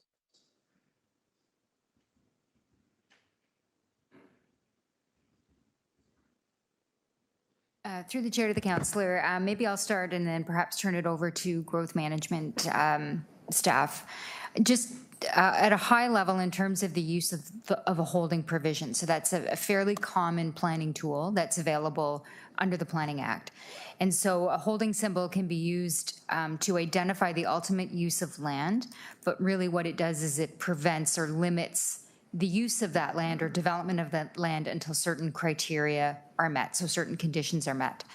And so in terms of the holding provision that's in front of Planning Committee today, I can ask staff to elaborate a little bit more specifically on the specific details, but when you look at the standards that are being applied and how they're to be cleared, they're based on different approved requirements. So there are City of Hamilton guidelines for hydrogeological studies. So that's one aspect. So that's a council-approved document. And then there are also Ministry of Environment requirements that have to be met. So ultimately, development cannot occur and a building permit cannot be issued until all of those requirements are satisfied. They cannot be satisfied in part, and they cannot be satisfied for a portion of the property. So development on the entirety of the lands cannot occur until all of those criteria are met. Thank you. Through you, Chair, I'm not sure if development engineering is going to jump in, but maybe I'll ask a follow-up to just target the question a little bit more carefully. In this specific case, one of the criteria that the holding provision should meet from the 2016 sub-watershed study is basically no further impacts than what is operating as a field. I'm being a little bit lay in my language, but that's essentially, it shouldn't be any worse for the groundwater than it is today, tomorrow after development. Between the ministry guidelines and the council guidelines for hydrogeologic studies, how will that standard actually be looked at on a site-specific basis? Because I think residents are concerned right now that that result won't be satisfactory. And so I guess could more specificity be done on either what the studies are done or to what standards those studies will be done, given the technical nature of especially the first 2 to 3 delegates we heard and some of the feedback they were bringing. I'm just hoping we can kind of match that technicality in the response, if that works, through you, Chair. Through the chair to the councillor, I believe source water protection staff are available, so I'll ask them if they're able to provide a response. So through the chair, my name is Ahmed. I'm a PM in source water protection. I can certainly answer your question. So for this specific application, we requested the applicant to complete a hydrogeological study for the site following the City of Hamilton hydrogeological guidelines, which essentially adopts the approaches and methodologies that the Provincial Ministry of Environment Guideline D54 and D55 outlined. Industry standard for assessing sustainability of private services for both water and sewage. And so essentially we'd be looking for that hydrogeological report once completed to make sure that it followed the guideline and the approaches, and it confirms two things. One is it demonstrates that the intended use can be serviced for water and sewage privately. And secondly, the use of those services does not result in adverse offsite impacts. Thank you. Through the chair, final question from me on this, I believe. How are cumulative impacts to a larger area or an aquifer considered either in our city-specific standards that were discussed there, or through, given that it sounds like we're largely borrowing from the ministry, the various ministry standards that are being used to assess this? I think that's from what I've heard from residents, the base of the concern is that those ministry standards basically don't meet the mark of what they're experiencing. Can staff comment about how cumulative impacts are currently considered under those kind of templates that have been given to us from the ministry? So through the chair, so in this case, we do have a Greensville subwatershed study back from 2016. And part of that study, amongst many things, the assessment of cumulative impacts from future sort of impact in the rural settlement area of Greensville was assessed from two major sort of elements. Number one is the complete build out of the Greensville RSA or rural settlement area. And secondly, from climatic sort of conditions such as extended drought conditions that could be encountered. And so what is the impact on the local groundwater resources across the entire RSA if those sort of scenarios would play out? And so what we would be looking for in the hydrogeological report are two things. One is a site-specific assessment to understand how this specific development, again, would confirm if it can be feasibly serviced for those services. And secondly, how this development would result in any on-site and off-site impacts. And secondly, then we would require that assessment to review and consider the outcomes of the subwatershed study and the impacts for the RSA in their assessment, and build upon the site-specific assessment to essentially confirm, to confirm what are the long-term water level declines and water quality impacts, and confirm, look at whether those dry conditions that are accounted for in the subwatershed study, will this development make it worse? And will this development be able to provide the water even when those dry conditions are being encountered? So once we receive the report for our review, we'll be reviewing against those sort of two, I guess, lenses. One is the site specific, and the other one is how were the results of the subwatershed study incorporated? Thank you.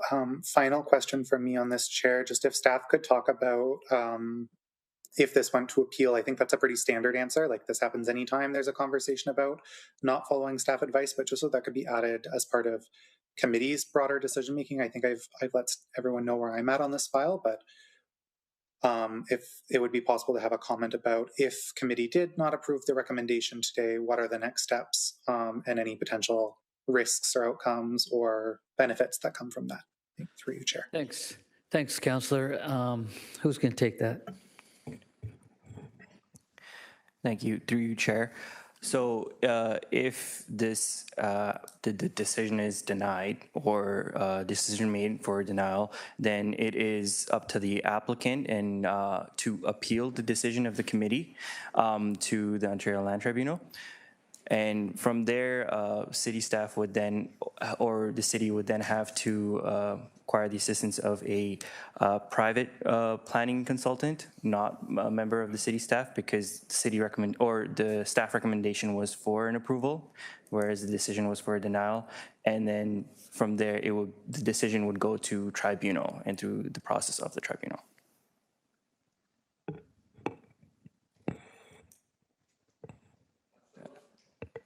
Councillor Wilson, any final comments? That was my final question. Thank you. Okay, thank you. And now we'll go to Councillor McMeekin, who is a bit rushed here because he has to be at another engagement at 11:30. Thanks. So I'll try to keep it brief, but let me just say that the concern I have is a statement, not a question, Chair, is the multiplicity of holding provisions. There was a time and a place when it was expected that people making a presentation, particularly a dramatic presentation, would do their homework and would come together with all this information together. I'm not comfortable with a multiple series of holding provisions. I think the point that was made before is once the horse is out of the barn, is out of the barn. And I'm equally concerned the process that may lay ahead for these folk is an OLT tribunal, which, as we know, isn't always as sensitive to to some of the rural interests.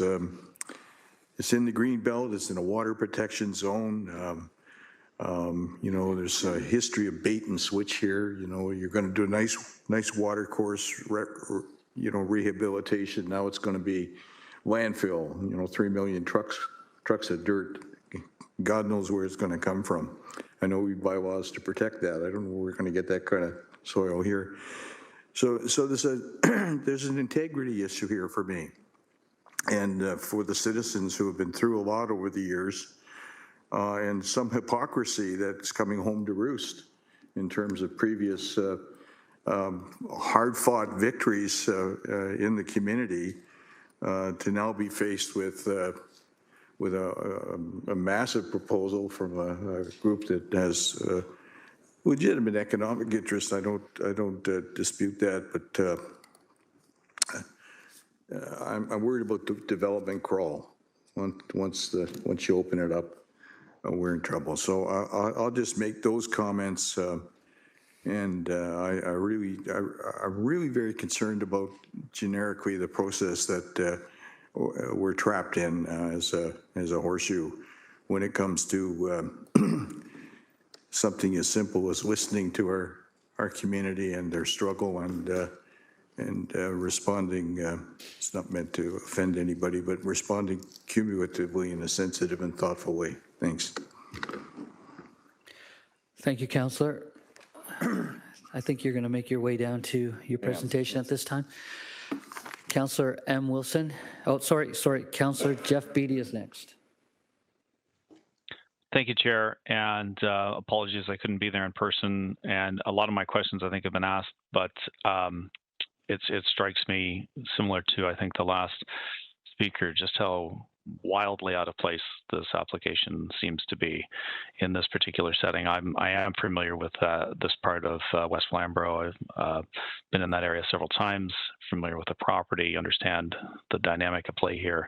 But if I could maybe just get restating, I think, of Director Fabak's comments, if I just think I understand it correctly, and again, not having the benefit of being in the room, there are a tremendous number of holding provisions on this application, but I didn't hear any particular confidence in the ability of those holding provisions to ever be lifted in any short amount of time. So I'm just trying to understand the rationale why an approval recommendation would come forward given the substantial number of challenges that this development would face. And so I guess the two-part question, do I understand correctly staff's concerns with the number of holding provisions? And then number two, is there any insight into staff's thinking as to why a recommendation would be presented here given the number of uncertain elements associated with it? Okay, thank you, Councillor. That's quite clear. We'll turn over to staff. Through the chair to the councillor, I'll start with the second part of the question first. I think looking at the official plan and looking at the Greensville settlement area plan, which was approved through the approval of the Rural Hamilton official plan back in 2008. These lands have been identified for development. So they've been settlement commercial since that time. The zoning has not been updated. While we've done the rural zoning, these lands have not been brought into 05200, nor have they been updated to reflect the intended land use. So in terms of the analysis, keeping in mind what that vision is for the Greensville settlement area and these lands in particular, and in terms of understanding the unique circumstances in the rural area, staff are recommending approval with the holding provision, which would allow the city and would allow the city to be able to assess the required studies. Had this been a draft plan of subdivision, these requirements would have been dealt with through a draft plan of subdivision conditions. The tool that's available to us to ensure that those studies and assessments are completed is through the use of a holding provision. So staff are supportive of the application with the application of the holding provision. And as I indicated in an earlier response, development cannot occur until those requirements are completely satisfied.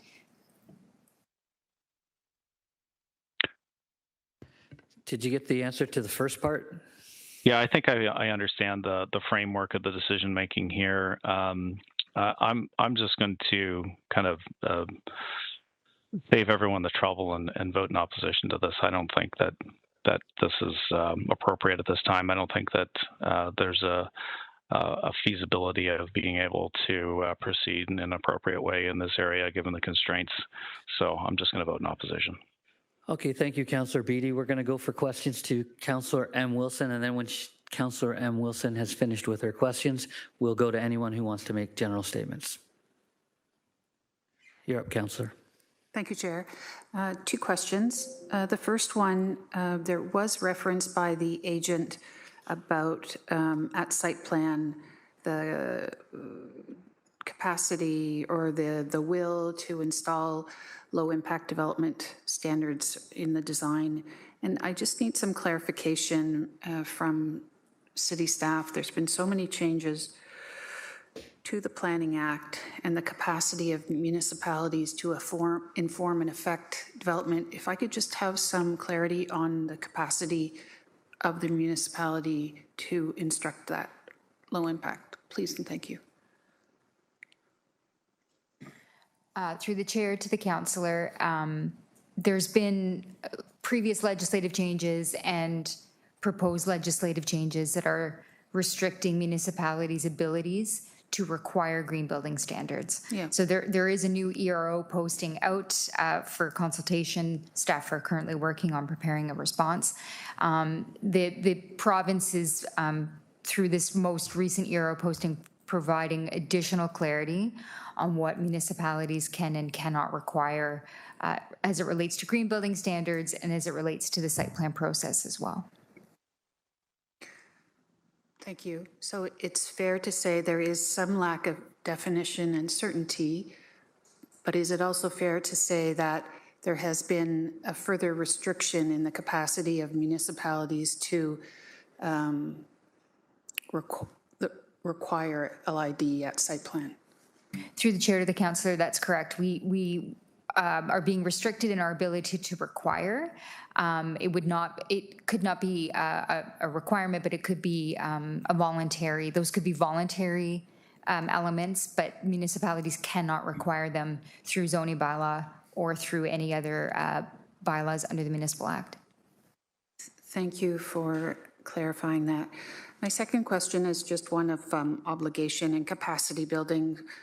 For reasons of full transparency, one of my colleagues asked a question of the first delegate, who, by the way, was extremely eloquent, thank you, of one of calibrating risk. And often in these settings, we are asked after the effect, what happens next? What is my role? How do I? And to that end, I heard that if this committee and subsequently council votes to not approve the staff recommendation, the onus is on the applicant to appeal. They have that right. Could you, through the chair, again, because there have been so many changes, I believe the former chief planner advised at least 28 to 40 changes to the Planning Act since 2018. Could you advise on the capacity of residents to participate in an appeal through the chair?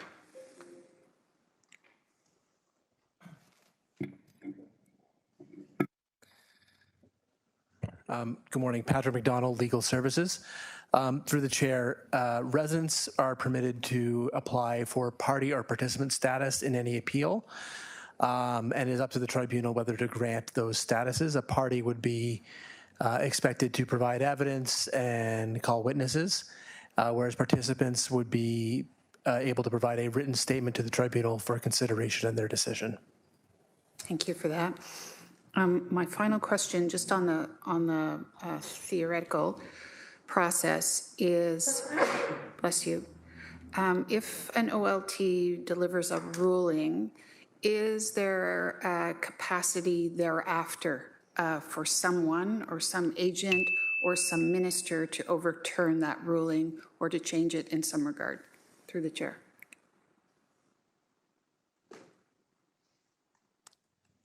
Through the chair, no, there's no mechanism in the Planning Act that will allow for that. The minister may issue a minister's zoning order for a property, which can supersede any OLT or municipal zoning if they so desire, but that's a separate process from the normal appeals route. Thank you. So that would be in the hands of the government of the day to act that if they so wished. Through the chair, yes. Okay. Thank you for bringing that clarity. At this time, I'm not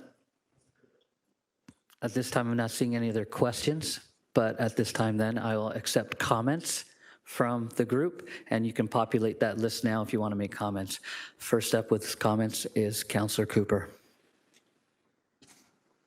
Thank you, Chair. We've heard a lot of concerns about water and traffic, and it's really material in terms of what's happening in this neighborhood. I believe when people move into a neighborhood, there's an implicit contract. People know what they're moving into, and when we surprise them with developments that they didn't know about, it is life-altering. I've seen it in my own ward, and I really believe we have to give residents a voice, and that's what we're doing today, and that's what's good about this process. And I think we have to respond to what residents' concerns are, because truly they live there. And I've seen the power of that in my ward, where we've listened to residents' voices, and we've been able to impact it. So I'll be voting no for this today. Thank you, Chair. Okay, thank you very much for that, Councillor Cooper. Councillor Kretsch.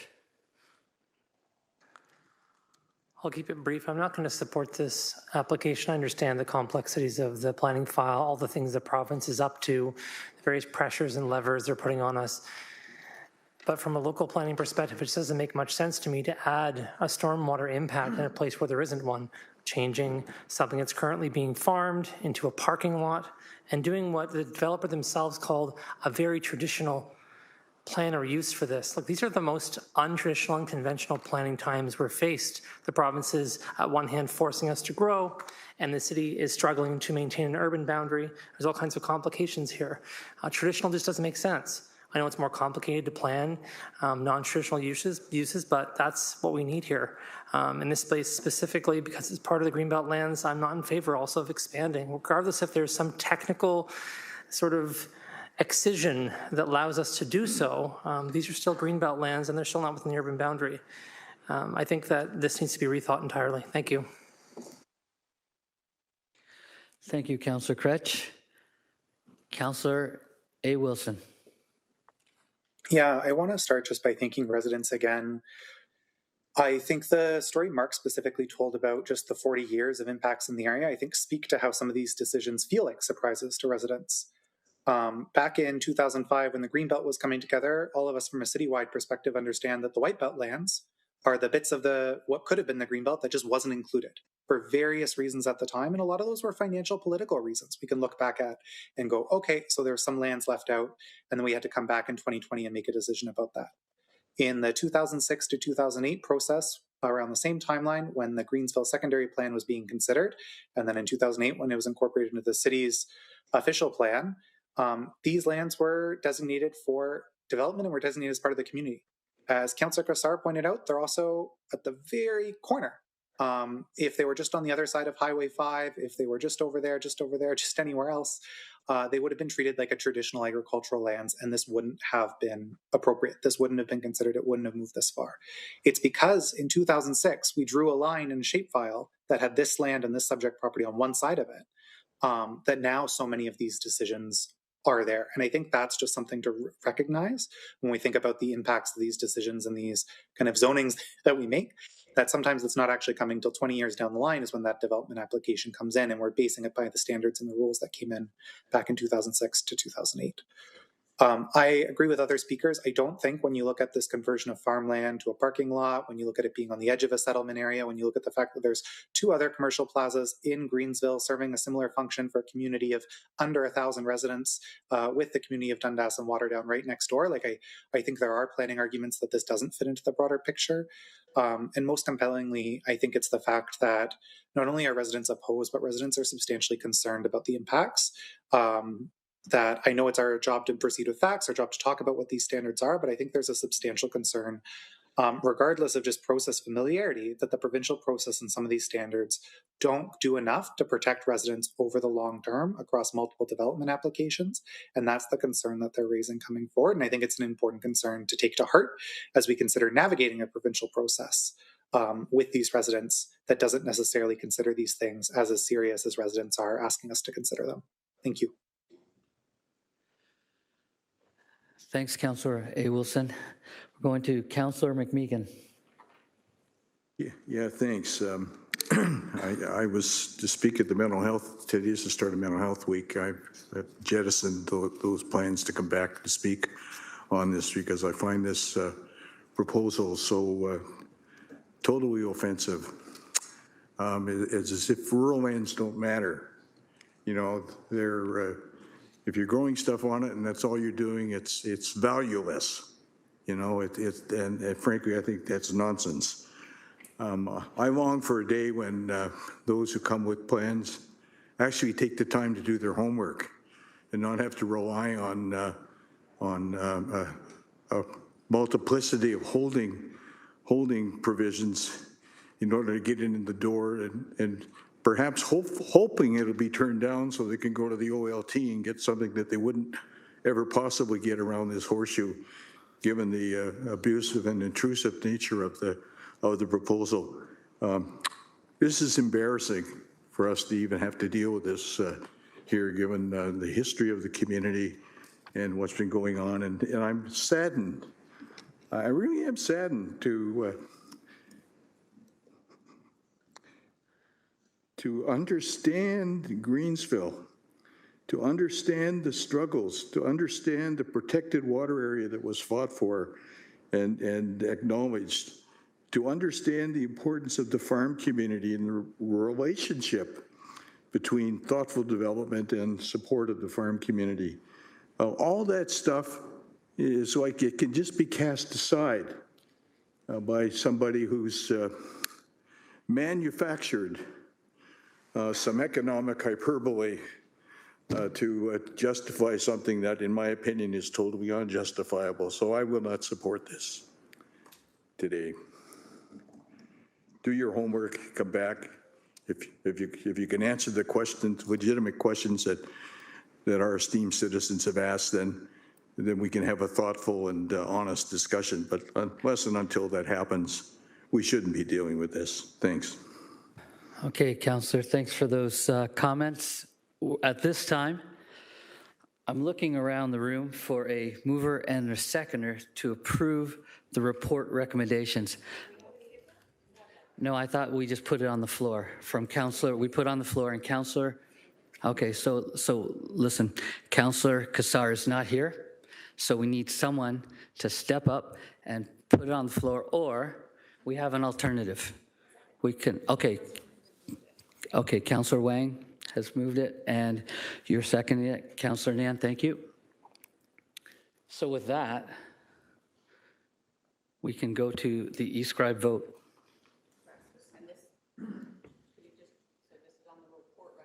So this is on the report recommendations. What's going to happen is if you vote yes, you're supporting staff's recommendations with all the holding patterns. If you vote no, you're denying the application, and it will move through the processes of whatever happens with that.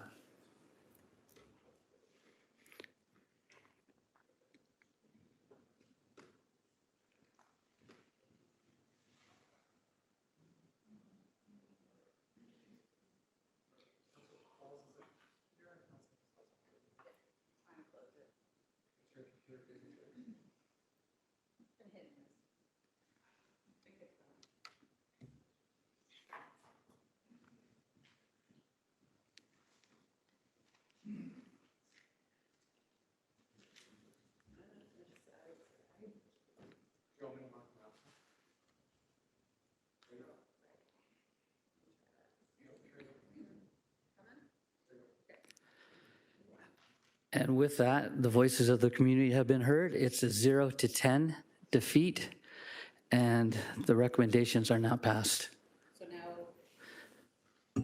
So now we require a vote to deny with reasons, with planning reasons.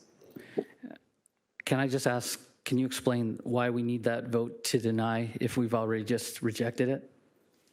Because the Planning Act requires that when there's a refusal that there are planning, I know I'm not using that wording correctly, but there's planning reasons that go along with that denial. Okay, thank you. And I'm going to turn it over to this. Oh, Councillor A. Wilson. If the bench or SLT had something ready, that was fine. I was going to ask two questions. I was going to propose that the language I heard from residents was particularly the subwatershed and the groundwater impacts. I also heard some residents bring up traffic analysis, if that's a reason we'd like. But my main question is this something that staff could bring back to council with polished language? Does this have to be done at this moment right now?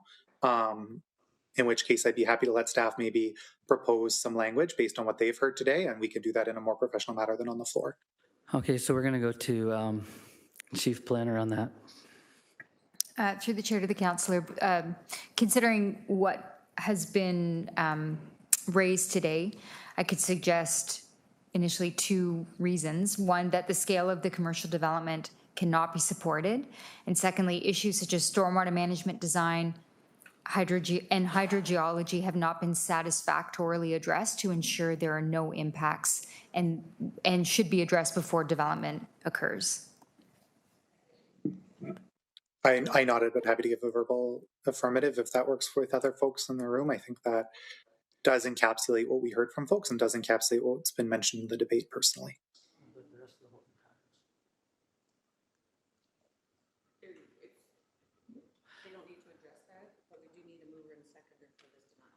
Okay, so we're going to have a mover and seconder for the denial. And we're going to go to Councillor A. Wilson, Councillor McMeekin. Let's just get our votes straight here. If we vote yes to the denial, we're supporting the denial. If we vote no to the denial, we are not supporting the denial. Thank you.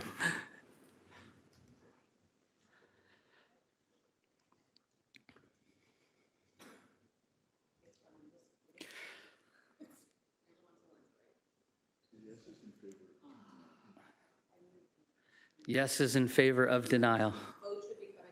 Vote is up.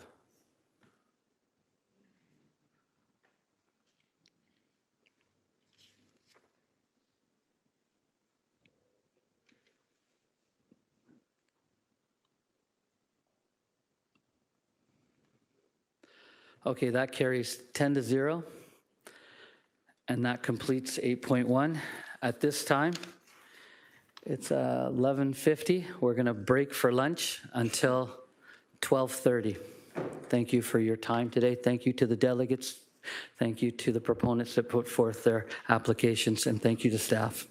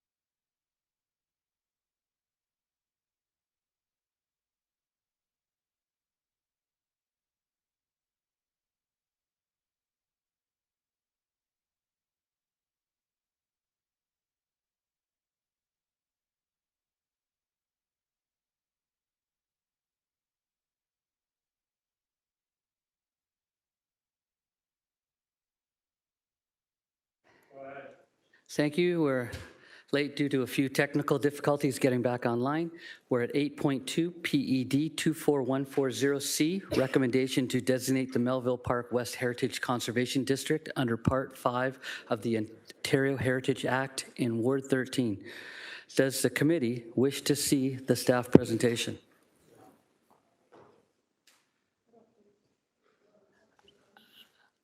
Councillor A. Wilson, it's in your hands. I've reviewed the presentation ahead of time, so if the committee would like to, I think it's a helpful overview of what a conservation district is generally, but I have site-specific questions, not general questions, so I don't need it. Perfect. Okay, so basically what I'm seeing is there's no wish to see that presentation. So may I have a mover and a seconder to waive the staff presentation? We'll go with Councillor A. Wilson and we'll go with Councillor Kretsch. To waive the presentation, indicate your hand vote now. Hands up to waive the presentation, Councillor Pauls. Thank you. Good stuff. Okay, that was defeated. Or that was carried, sorry. Here we are. Something happened there. I shouldn't be calling out Councillor Pauls. Councillor Pauls, that's sorry about that. Are there any members of the public? Okay, so may I have a mover and seconder to receive? Okay, so we waive that. Now, at this point, are there any members of the public? So I'm just kind of, are there any members of the public that wish to speak at this public meeting now? Not seeing any. Are there any members of the public that wish to speak at this public meeting? And finally, are there any members of the public that wish to speak at this public meeting? And not seeing anyone raise their hand or get up to speak, may I have a mover or seconder that there were no public submissions received regarding this matter and that the meeting be closed? Councillor Wang, Councillor A. Wilson, please indicate your e-scribe vote now.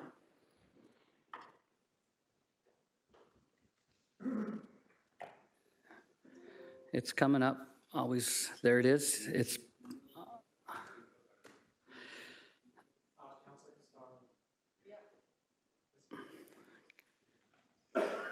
he indicates yes.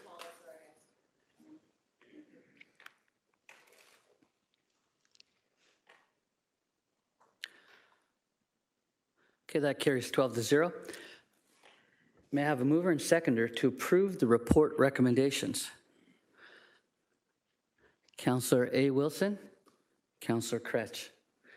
Okay, at this time, are there any comments or questions to staff?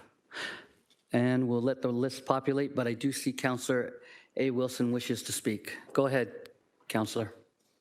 Thank you. Through you, Chair, I think I'll start with a process question or two, and if I have to go on a second time after process, happy to, but just on process, Appendix E is an objection letter. 4 residents are opposed. I'm wondering if staff could comment procedurally, what are the next steps or the implications of that? So as we move forward through a very kind of formal heritage process, just what can they discuss a little bit about how does Appendix E relate to that and what are the next steps in this process? Okay, so you're looking for basically a little bit of the roadmap ahead. Thank you. Go ahead, Alyssa. Through the chair, Alyssa Golden, Cultural Heritage Program Lead. I'll also note that we do have our consultants from MHBC on the line, Dan and Nick, who are also available to assist with any questions that the committee might have. So if approved by council, the formal Heritage Conservation District plan will be adopted and a bylaw will be passed to designate the new district. Staff will then be required to serve notice of passing of the bylaw on all of the affected property owners, as well as the Ontario Heritage Trust, and public notice of that bylaw passing as well. And that initiates a 30-day objection period. Any appeals that we receive would go to the Ontario Land Tribunal for consideration. As the councillor noted, we did receive 1 objection letter signed by 4 separate property owners within the district. So they would be able to appeal because they did provide that notice in advance of this public meeting. And we would, I guess, follow the standard process in terms of the Ontario Land Tribunal appeal, in terms of the merits of the appeal, and then whether that proceeds to a hearing. Councillor? Thank you. I'm I know this was included briefly in the presentation. Would staff be able to characterize some of the general themes they had from public consultation received over this? I know this Appendix E starts with some of the residents who are opposed. There's been throughout the appendices maybe a conversation about how we can ensure that trees are protected, solar panels go in, so some comments about climate sustainability in how that works in the district. But could staff maybe at a high level talk about what was the public's reception to the process? Were there any kind of high level themes that came out? Yeah, through the chair.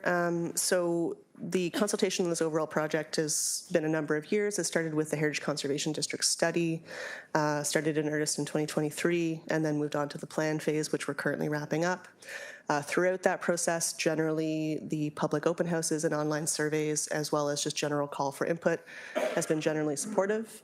There's the one objection letter that was mentioned. And then in terms of some of the feedback at the plan stage, in terms of the policies and guidelines themselves that would be proposed to be in the plan and help guide change within the district, there were a number of comments and questions ensuring that the scope of those guidelines and policies are appropriate. Some of the questions were around ensuring that there's policies that help ensure the retention of mature trees. So that's spoken to in Appendix D that the councillor mentioned. There were also some specific questions about clarifying what is exempt or does not require a heritage permit. This is our first new proposed heritage conservation district since the Ontario Heritage Act was amended. All of our existing 7 districts don't have that provision, so it's really great to be able to include that within the plan policies. And there were some wonderful comments from residents and property owners to clarify those exemptions. So the Appendix D comment response matrix speaks to some of those, and those were very helpful in terms of refining the final plan that's in front of you today. Thank you. Yeah, last question for me is, I think if you're just able to characterize some of those questions, broadly speaking, as the community, I mean, I think I'll just say staff have been at so many public meetings and consultations on this event. But I think just being able to, generally speaking, I know there's always concerns with heritage process about how does this impact me and my property. We have Appendix E. I think those are very legitimate concerns from the property owners about how they're going to be impacted and what their concerns are in this process. But generally speaking, there's been hundreds of conversations. Staff are bringing this forward with a positive recommendation. Has the community been broadly seeking supportive of a community designation like this, as opposed to the individual designation approach? This is a bit of a new process. What has staff's experience been with the community overall? Through the chair, I would say in terms of all of the public engagement we've conducted as a part of this overall project, it's been primarily positive.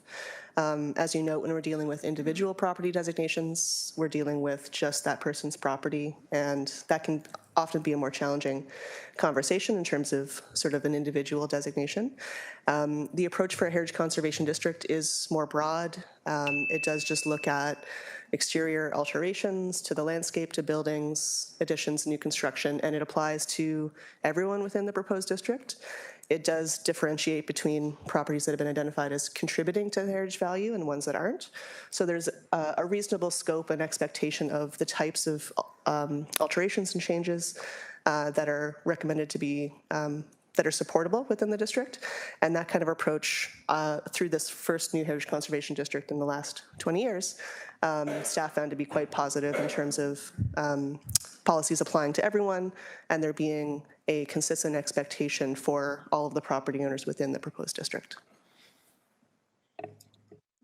Thank you, through you, Chair. I really appreciate staff's like a lot of work has gone into consulting the community and being with the community and explaining these changes.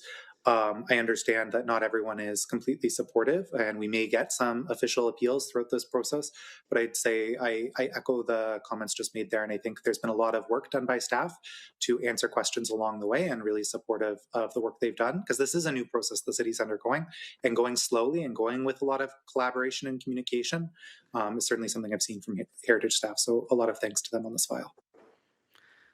Duly noted, Councillor A. Wilson. Thank you. And we're going to go to Councillor Tammy Wang. Thank you. I also echo the fact that you can see the amount of work that staff have put into this program, so I'm also thankful to see this kind of come to a bit of a fruition. Just a question around the designation area. putting on my ECDev hat, we have these community improvement CEPAs. And CEPAs go through a review every 5 years. The incentive programs kind of change according to how the area kind of changes. This designation area, would it be similar to a CEPA in that regard where we would potentially take a look at it every 5-10 years, for example, because I do recognize that it's heritage, but how do we set up for success? I think that if the incentive programs are geared towards that financial assistance aspect of it for the house or for the built form, do we do any type of like feedback mechanism or some sort of evaluation? Through the chair, great question. I will say that our existing 7 heritage conservation districts, with the exception of 1, have not been reviewed since they've been implemented. Now, policy frameworks have changed and been revised over the years. There was an initiative to review one of our existing heritage conservation districts a few years ago, but we've seen sort of sequential provincial legislative changes since then, so that's been somewhat put on hold while we wait to see where things will land with that. It's not a bad idea to review the effectiveness of our conservation districts. It's not something that we currently have within our work plan or long-term strategy. I will note, though, there have been initiatives more broadly across the province in terms of evaluating the effectiveness and satisfaction levels of property owners in heritage conservation districts. In particular, a study called Heritage Conservation Districts Work out of University of Waterloo Heritage Resources Centre, and that looked comprehensively at all heritage conservation districts in Ontario and found very positive sort of satisfaction levels. So in the absence of, I guess, a direct request to review a particular heritage conservation district, we would be looking for any specific issues that might arise from property owners and take those into account. To date, that isn't something that we've had, with the exception of that one district in St. Clair that there was some direction to review. And just to speak to sort of the CEPA-related connection when it comes to financial incentives, just noting that our designated heritage properties now have our 2 revised financial incentive programs. We have our Heritage Revitalization Grant and our Heritage Revitalization Loan programs. So those would apply to all the contributing properties within this proposed new district. Okay, thank you for that. I'm just thinking about how it's a very different sort of situation because we're talking about development charges for new builds and that sort of thing, but it is quite expensive to continue to keep up to a certain extent the heritage value of different homes. So that's where I was just kind of wondering what our incentive structure kind of looks like. And that's not something I want to explore today, but it was just one of those musings when I was thinking about this. Thank you for that. And then moving forward, beyond this designation and next, what are the potential, is there more opportunity to add on to this designated area, or it is what it is, that outline is where it is, and that's it? Through the chair, yes, so as a part of the legislative process to designate a new heritage conservation district, there's 2 phases. The first phase was the study phase, and that is where a larger study area was evaluated, and the historical value and significance of that area and the heritage features and attributes that contribute to that value were identified, and the boundary was defined at the study stage. And then that would progress to the now plan stage after council approved the findings of the study and the proposed boundary. So that boundary is a defined boundary that would not be expected to change unless a whole-scale review of the entire district was done. There is the potential to amend existing districts generally, and maybe Dan or Nick from MHBC might have a follow-up response, but best practice-wise, it's usually good to designate a new district rather than amend and open an existing district, because you are opening it up to potential appeals from an area that you already have protected. So as a great example, there is an existing heritage conservation district just east of this one, so that district was not expanded. A new district study was conducted. Different significance values, heritage values and significance were identified, different heritage attributes. So they really are 2 defined separate areas that are protected.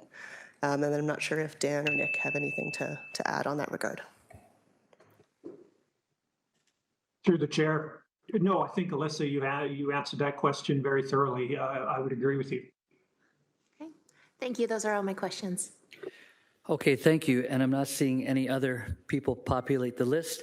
We've had our mover, who is A. Wilson, and our seconder, who is C. Kretsch, and we will indicate our East Croyd vote now.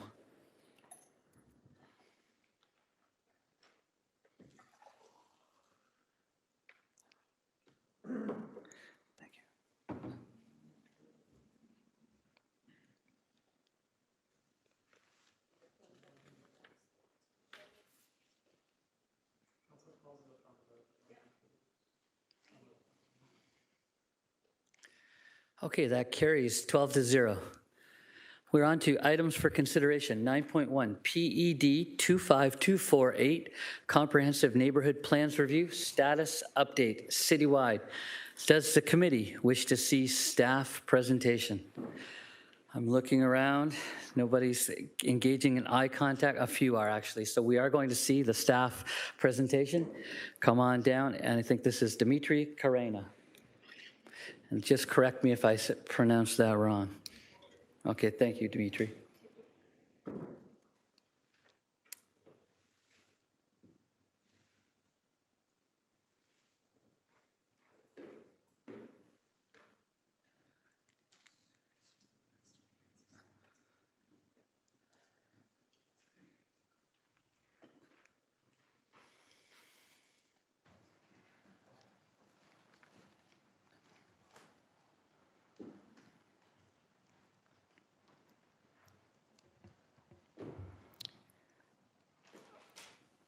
Okay, thank you, Chair, members of Planning Committee, and those in attendance today. I will be presenting staff report PED 25248A, which is a status update to the Neighborhood Plans Review. Today's presentation is an update in response to direction given by Planning Committee during the November 14th, 2025 meeting, in which staff were directed to provide a complete communication and public engagement plan and provide Planning Committee with copies of all neighborhood plans. Some previously non-digitized maps have been digitized in color format for easier readability. As a reminder, staff report PED 25248 provided an overview of the neighborhood plans review process and recommended initiating public consultation on the draft review criteria. As a reminder, these are the proposed set of criteria that we are looking to consult on. So historic context, official plan and secondary plan policy alignment, and planned road network.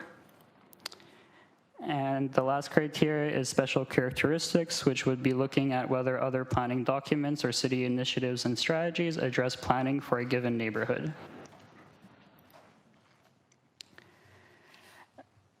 As a quick refresher, neighborhood plans are tertiary level documents at the neighborhood scale that were developed from the late 1960s to the early 1990s in the former municipalities of Hamilton, Dundas, and Stony Creek.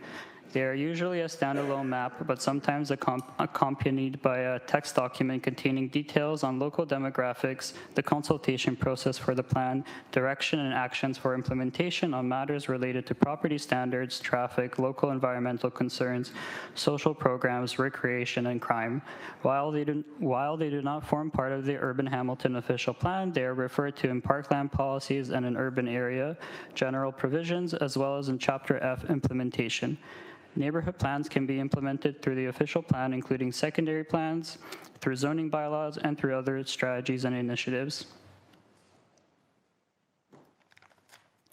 As part of the proposed public engagement and communication plan, we have set out the following communication goals to provide a clear understanding of what neighborhood plans are, to inform the public about the role of neighborhood plans within their land use planning framework, explain the impact of provincial and federal housing initiatives on traditional residential neighborhoods, land use policies, and how current neighborhood plans are not consistent with recent changes introduced to the Urban Hamilton official plan. We will be explaining why it is important to review the neighborhood plans, explain the rationale for the proposed criteria, and clearly identify how input will be used in the decision-making process.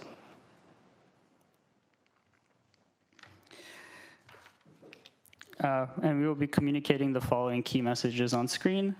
So just for the sake of time, I'll quickly read over them. Neighborhood plans are older planning documents. They are not part of the official plan, but are still used when reviewing development. Many neighborhood plans are more restrictive than current land use policies in the official plan and zoning. In some cases, a proposal may meet current zoning rules, but still require a neighborhood plan amendment, adding extra steps and complexity. The city is launching a comprehensive review to determine which plans should be kept and updated and which should be removed. The city is consulting with the public on a proposed set of criteria to be used in evaluating whether to retain an update or to repeal a neighborhood plan.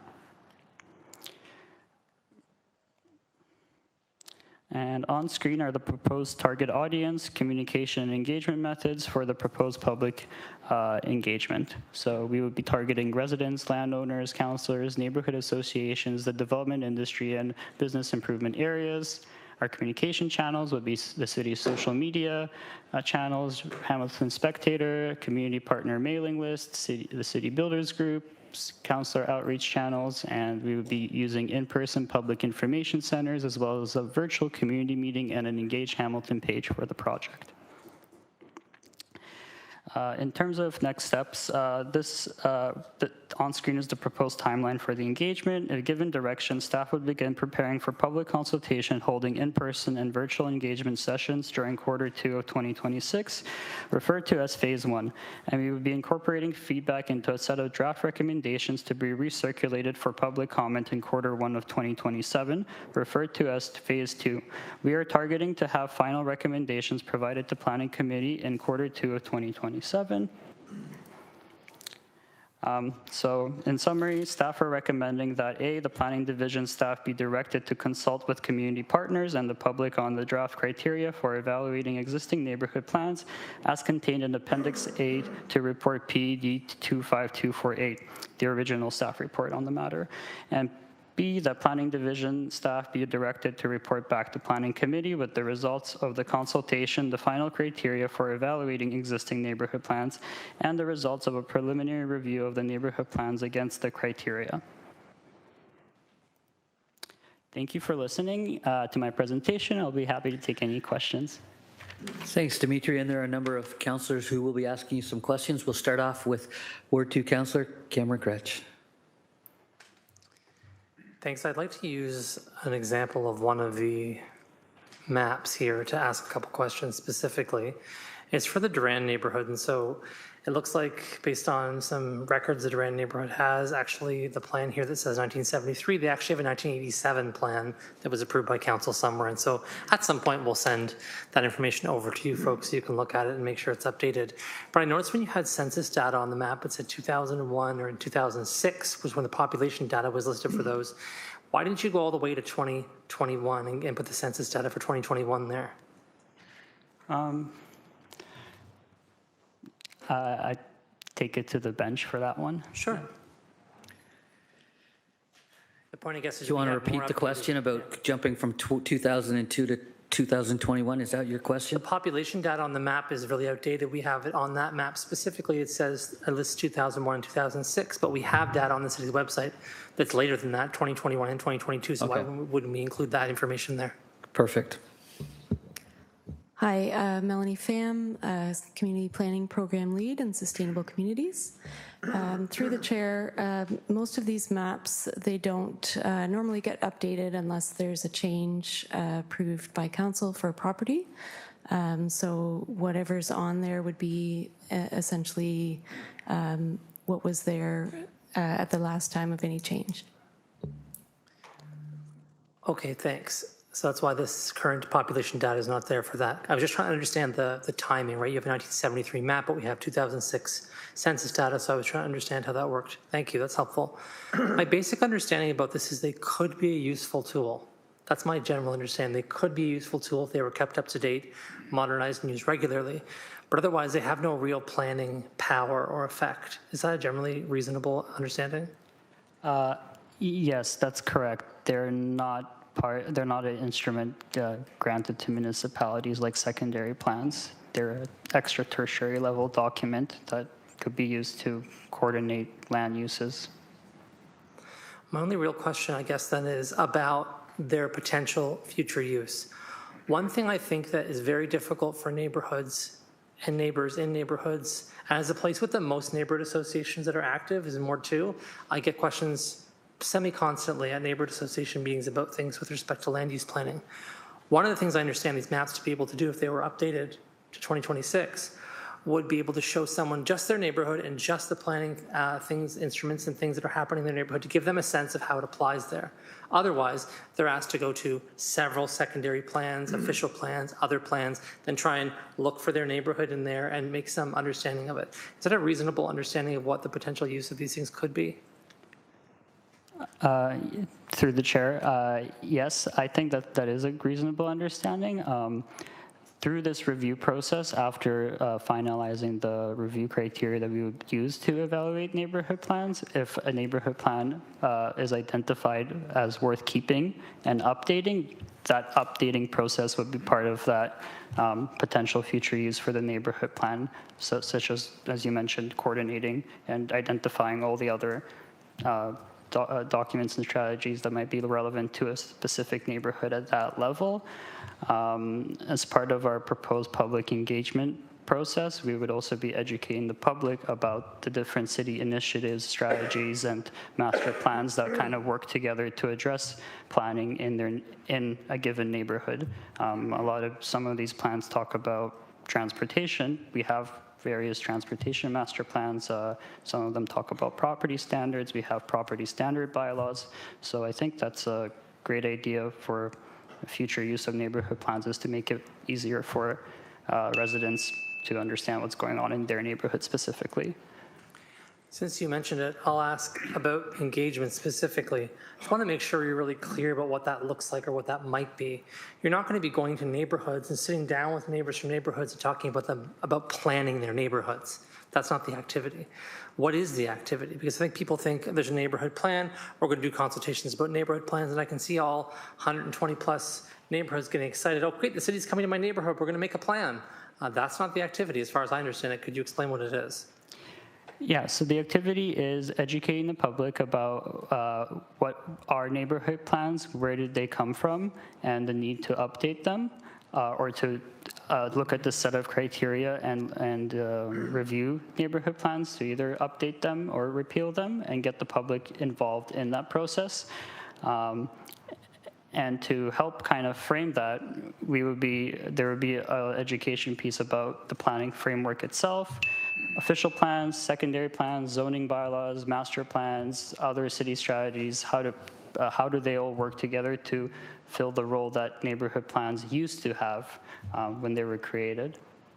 Okay, thanks. Those are my questions. I have comments later. Thank you, Councillor. Next up, Councillor M. Wilson.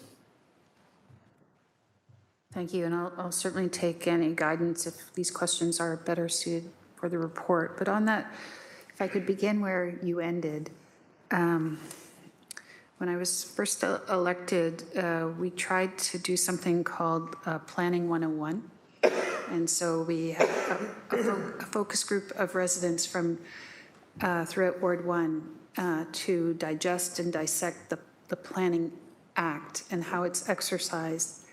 And it was through my experience that folks just really want to understand and have very immediate access to the plans that are informing their neighborhood.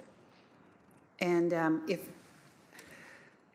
little bit of discomfort I'm having is I really wish we would do that, and that was the objective, because I think because of the significant change that the planning regime is undergoing across Ontario, the confidence of people that they have in the decisions is being undermined. And I think we have an obligation to start there, as opposed to that kind of being, these are my words, not yours, a side benefit.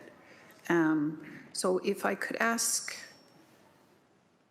in your research to date, are you able to share with me any neighborhood plan that you believe has recently informed and affected a planning recommendation?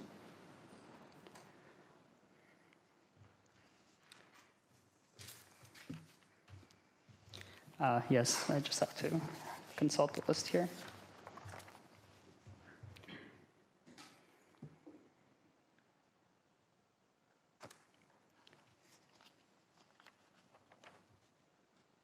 Through the chair to the council, perhaps I can assist a little bit, and I may have to come back with more specifics, but I think the Sheldon neighborhood is a really good example. And if you're interested, it's on page 80 of 129 in Appendix C. It's a neighborhood that's not completely built out yet and outlined a very specific road pattern. And so in terms of the usefulness of the plan, that's one in particular that staff refer to, I in particular refer to fairly often when we receive inquiries. This neighborhood plan and some of the road pattern actually came up when staff brought forward the most recent, I think it was the mid-rise zoning as well. So they are useful tools. They do lay out planned road patterns, which are not contained within the official plan and which are not contained in secondary plans. And staff use that in order to evaluate a proposal and what was the planned transportation and pedestrian function of that neighborhood. Thank you. If I may just seek further clarity on that, and you're suggesting that would be helpful in that case.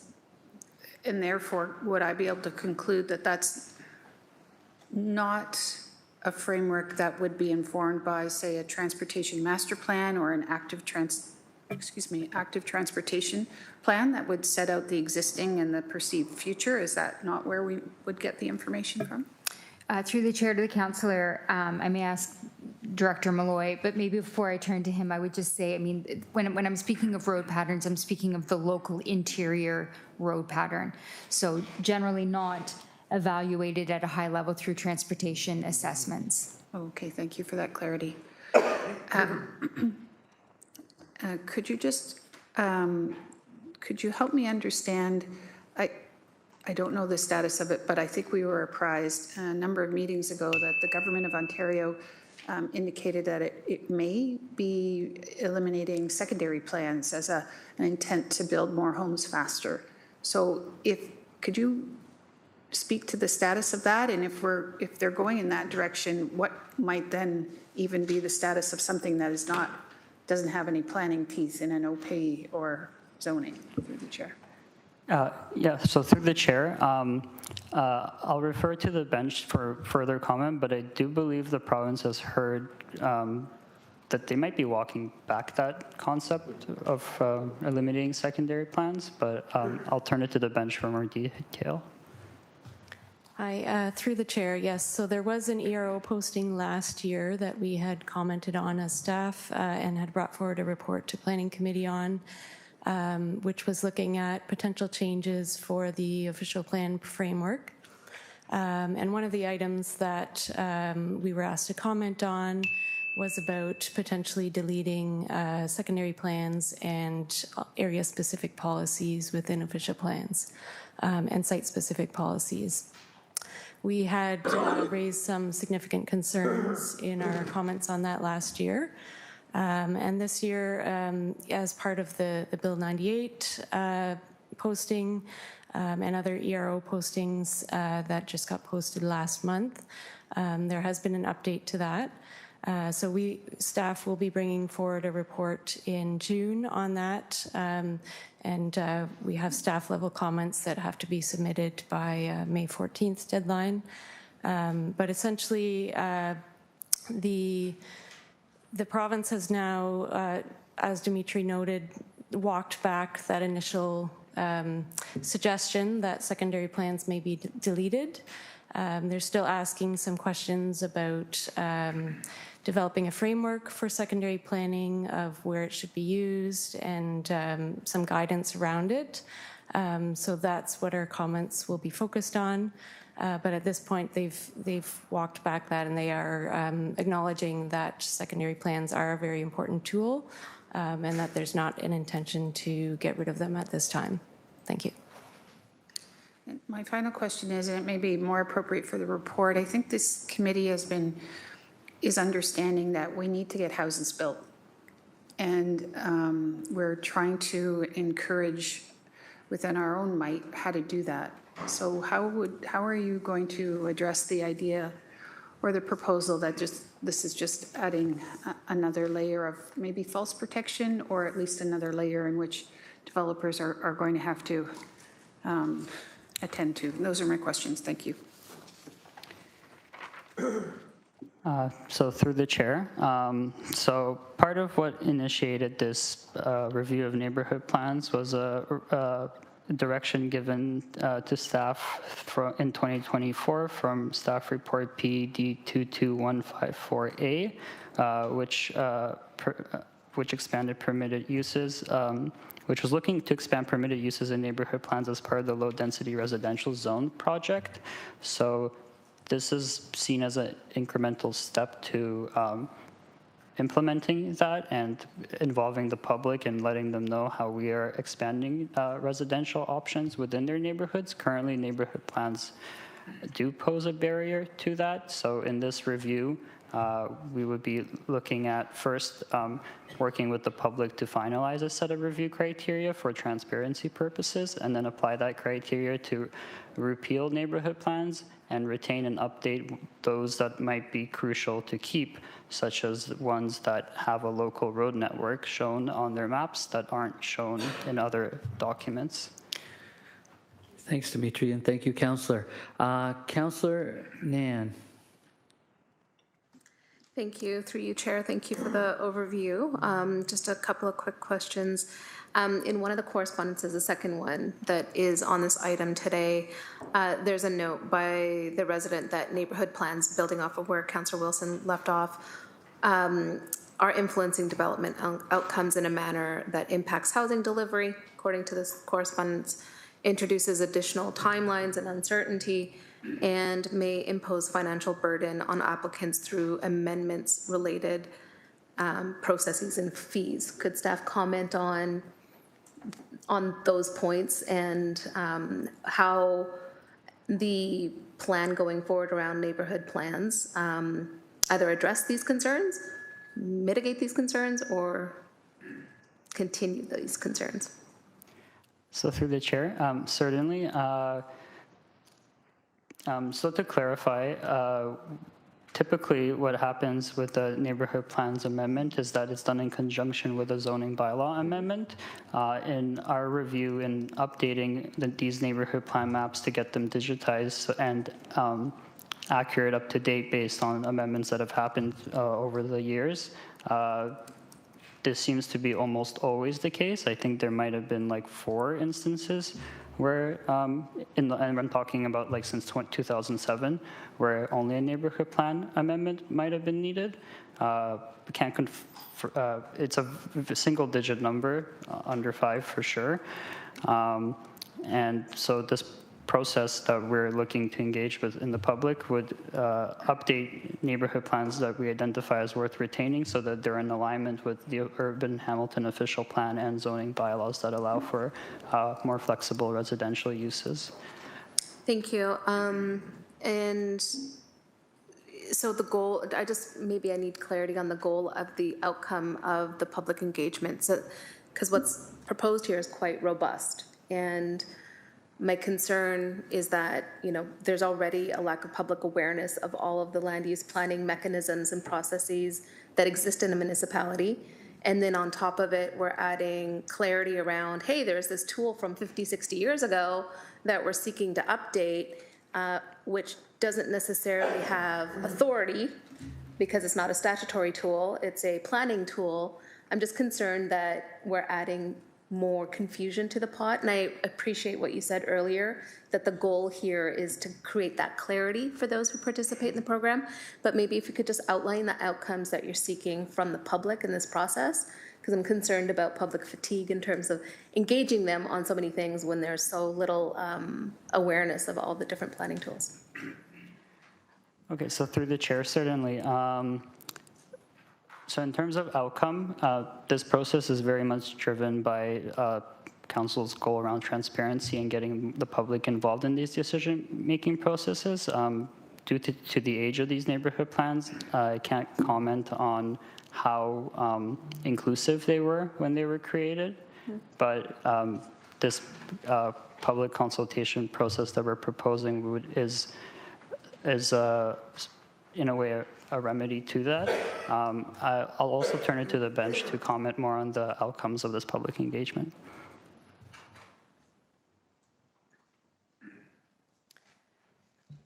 Through the chair to the councillor, I think one of the key things that Dimitri mentioned was it's more education and helping people understand, as you said, the Planning 101 elements of how those different plans work together and what role neighborhood plans have within that.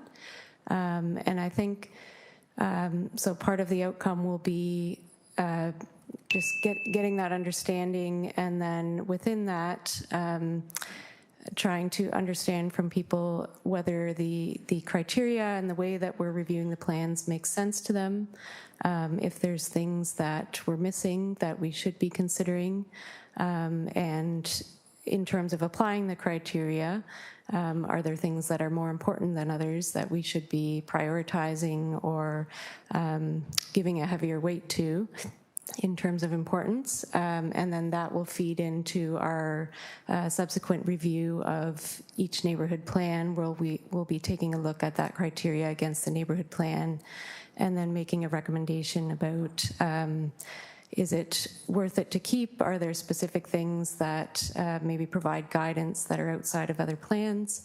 And if so, we'll look at what are the updates then that we would need to make to reflect that. And then in terms of plans that may not be so useful anymore,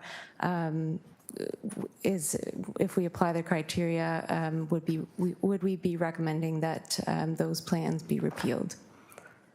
Thank you. And then just to follow up on that one, so and I appreciate that the entire exercise is seeking to answer this question, but if staff could just provide your pre-thought on it, what kind of circumstances could you anticipate that, say, a neighborhood plan is no longer useful? Is it that the points for the neighborhood needs are assessed and are already considered within a secondary plan, for example? Yes, so I would say that would be one of the key considerations. Maybe as another example, I would note that some of the more suburban type plans were created when those areas were not built out, and they are now built out, and they're primarily low-rise types of residential uses, where we would now be expanding the types of uses that are allowed within that area. So if we're no longer differentiating between things like street townhouses and singles and semis in terms of the neighborhood plan, there may not be a use for them in particular anymore. So we'd be looking at those sorts of things as well. Okay, thanks. Thank you, Councillor. I'm seeing Councillor M. Wilson for a second time. Thank you. If I could just pick up to make sure I understood that last point by staff. Is it, if our goal has been to provide a greater supply of housing and a greater choice of housing in more places so that we're not so segregated in our city, did you just submit that in the absence of doing that exercise, we're not able to realize those goals? Through the chair. Through the chair to the councillor. So right now, as the neighborhood plans stand, they still show those distinctions between those low density different types of uses that we've now expanded. So the zoning is in place based on the residential zones project, but our neighborhood plans are now out of alignment with that. So if we're keeping certain neighborhood plans, we would have to definitely update to reflect that range of uses that's now permitted by the low density residential zones. Thank you. I just need to finish this off though. So we have updated our zoning. We are allowing for a greater type of uses, but the neighborhood plans, I thought I heard you say, do not have any statutory effect that couldn't be used in a tribunal, for example, or by this committee for planning grounds for a denial. So could I just get clarity on that, whether that's a correct statement I've made or an incorrect statement, please? Through the chair to the councillor, the neighborhood plans are approved by council, and while they do not form part of the official plan, there are still policies contained within the official plan that require conformity or amendments to the neighborhood plan when there's a change. So they do have status in terms of the official plan. They're just not part of the official plan. And what I would just add to what Ms. Pham indicated is they're not a hindrance, and they don't specifically direct development. Staff would generally not recommend denial on the basis of the neighborhood plan, but they are still referenced, and because staff still reference them, this is an opportunity to create that alignment to ensure that the neighborhood plans are reflective of the current direction of the official plan, that they're a little bit more broad in terms of use. So for example, some of the neighborhood plans will say single and double residential. Our current designations go beyond just single and double. Yes. So we want to make sure that there's alignment, but still recognizing that there's still a valuable tool that are utilized in the evaluation of development applications, but we just want to make sure that there's alignment between the documents.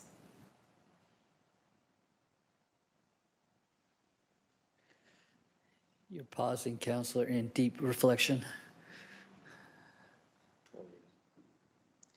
I'm still not clear to me, Okay. but thank you.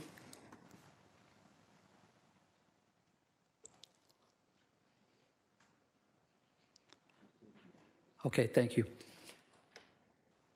Councillor Kretsch.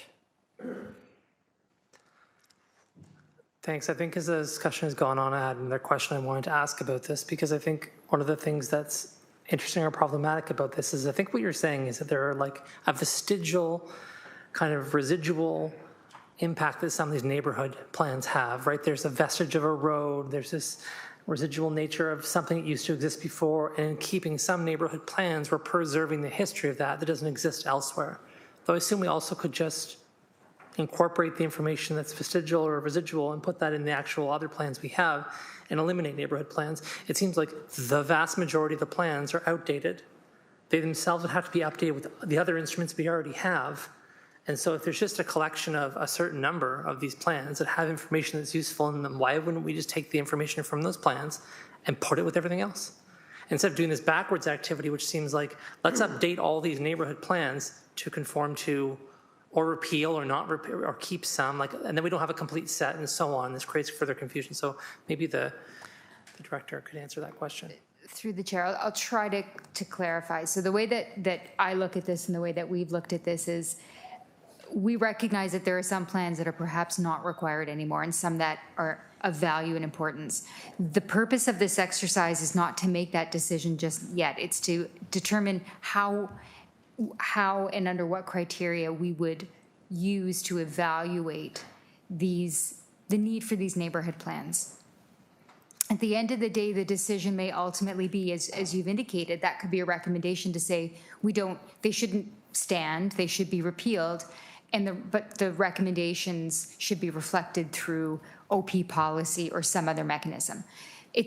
So that may be the outcome, but this process is to determine what criteria are we going to use to be able to evaluate and make those decisions. Okay, and thanks for clarifying my misunderstanding on that. I appreciate it very much. I misunderstood part of the exercise. So things like having future plans or future neighborhood plans for every neighborhood, because we have that PDF on the city's website, if everyone's not familiar with it, of all the neighborhoods across the entire city, and it's just a PDF with a bunch of squares on it, and there's no detail there. And the thing I hear from neighborhoods a lot is, it'd be great if we had a really up-to-date, comprehensive look at our neighborhood and what those planning instruments have. So if you get feedback from neighborhoods about that through the consultation, you might bring that back here for the discussion, but we're not making a decision about what happens today. So I can leave that. Thank you very much. Yeah, and just so from my thinking as the chair here, we're ensuring that there's public participation and it's transparent as we make these decisions about the neighborhood plans. And they're also trying to bring it in alignment with current land use policies so that they aren't outdated. So whether or not we utilize them down the road or not, I think the important part is that we as a council and as a committee here have always encouraged public participation and transparency, and I think that's what this is seeking to do, if I can speak on behalf of staff. Okay, so at that point, Dimitri. Oh, sorry, third time, Councillor M. Wilson. Yeah, no, I'm sorry, I don't mean to be difficult about this, but land use policy and practice has often been infused with bias, in large measure due to privilege. So when we're doing public consultation, could you speak a little bit to how we're going to perhaps address the capacity of different people to engage in this, depending on how they live and where they live, and that we're not going to be using it as any kind of thing in which we're going to further seek to, you know, how shall I say, enable exclusion, through the chair. Yeah, so through the chair, our proposed public consultation process is looking to remedy some of those past wrongs. In our engagement strategy, there's essentially 3 streams of engagement. We have the in-person engagement that we would be doing. There would be 3 of them to geographically cover the areas where neighborhood plans exist. There would be a virtual engagement for those who cannot attend the in-person engagement, and there would be a Hamilton, an Engage Hamilton page for people to also engage at their leisure. We have done preliminary work to look at the different wards within in which neighborhood plan areas are located in, to look at the demographics and the percent of marginalized groups as compared to the city averages within those wards. As part of this process, we have those 3 channels to consult with people, and there has been some discussion with the Public Engagement Office about the relevance, perhaps, of the Accessibility Committee in neighborhood planning. But as mentioned by this committee, these plans don't have much legislative authority, so I can't comment to the extent that they can create future exclusion, and we are really doing this exercise to update the neighborhood plans so that they're in alignment with the more inclusive policies that are now in effect through zoning and the Urban Hamilton official plan. If there's anything else that the bench could add to that comment, I open it up, but those are my thoughts on the matter. Thank you. I appreciate your thoughts. Thank you. Okay, I think that ends it for now. And basically, Dimitri, great job up there. Thank you. We're going to have a mover and seconder to receive that staff presentation. I'm going to go with Councillor Cooper and Councillor M. Wilson. Is that okay? And have a hand vote now, please, to receive the staff presentation. Okay, thank you. That passes. May I have a mover and seconder to approve the recommendations and report and receive the written submissions? Councillor Wang, thank you. Councillor Pauls, is there any discussion on item 9.1? Populate that list now if you're, I know we exhausted it pretty much. Councillor Wang, thank you for answering the call.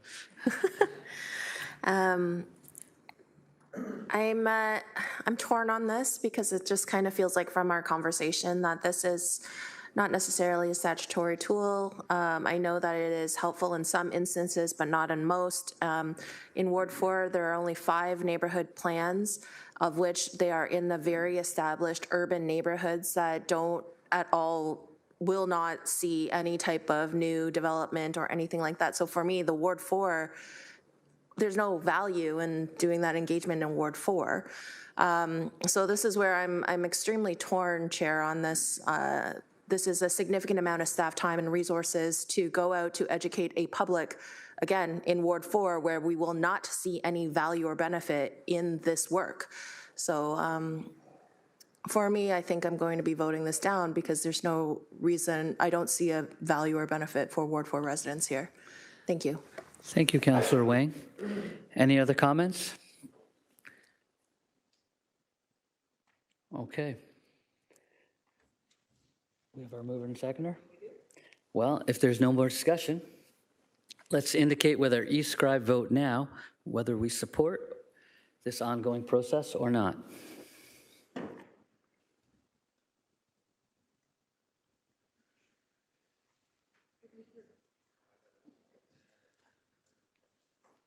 Oh, do you have something to say, Councillor Beattie? We can always take it down. Okay, Councillor Beattie has a question for staff, and I'm going to allow it. Councillor Beattie. Thank you for your indulgence, Chair, and I apologize to members. I would like to just get an indication, and maybe I missed it. It seems that there may be an appetite around the table to perhaps decline the recommendation here and not continue forward. I'm trying to understand what happens next. Should this be the direction from this body?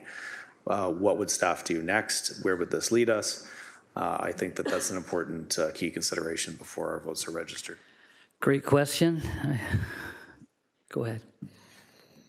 Through the chair to the councillor, I would suggest that an alternative would need to be moved. The reality is staff, the neighborhood plans need to be updated or repealed. There needs to be some action taken because as they stand, in some cases, they are not up to date.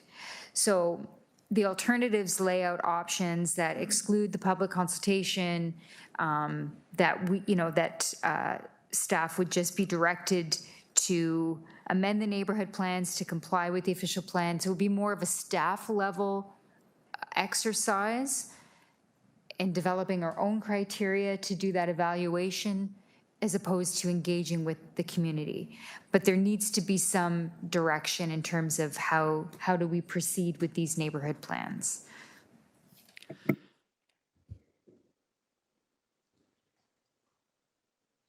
Are you finished, Councillor Beattie?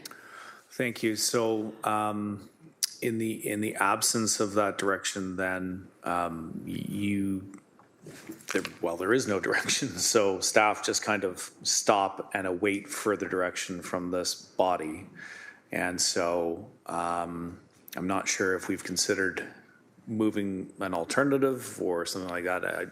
I'm seeing some nods from across the table. So I'll cede the floor to perhaps one of the other councillors that have some idea of where we go as an outcome of this. Thank you. And before we go there, I'm going to, well, I saw Councillor Clark had his hand up.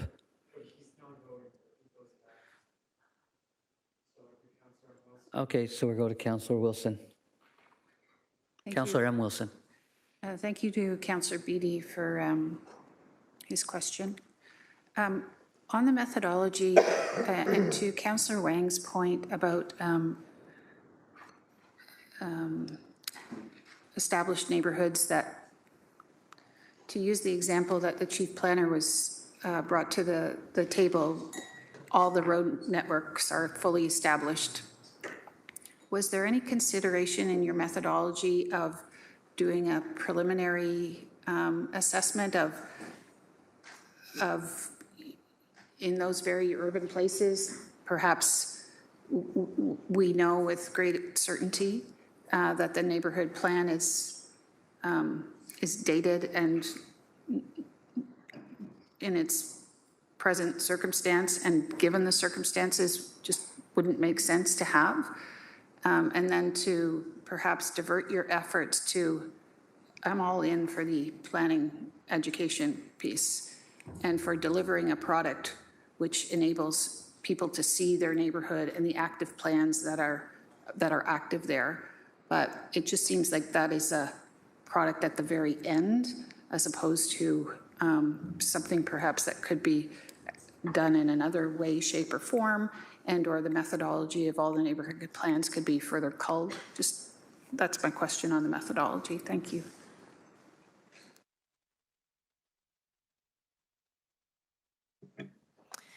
Through the chair to the councillor, I believe in the original report, and staff have done a high-level preliminary evaluation, there were some, I'm going to say, draft criteria that have been established. And a completion of a neighborhood, I would say, would be one of those criteria that a neighborhood could be evaluated against. So yes, I mean, that work has been done to a certain extent. The purpose of this was to ensure that, you know, all the criteria would be identified, but certainly staff have done a preliminary review and could do that review in terms of the criteria that we have, and then be able to report back to council on that.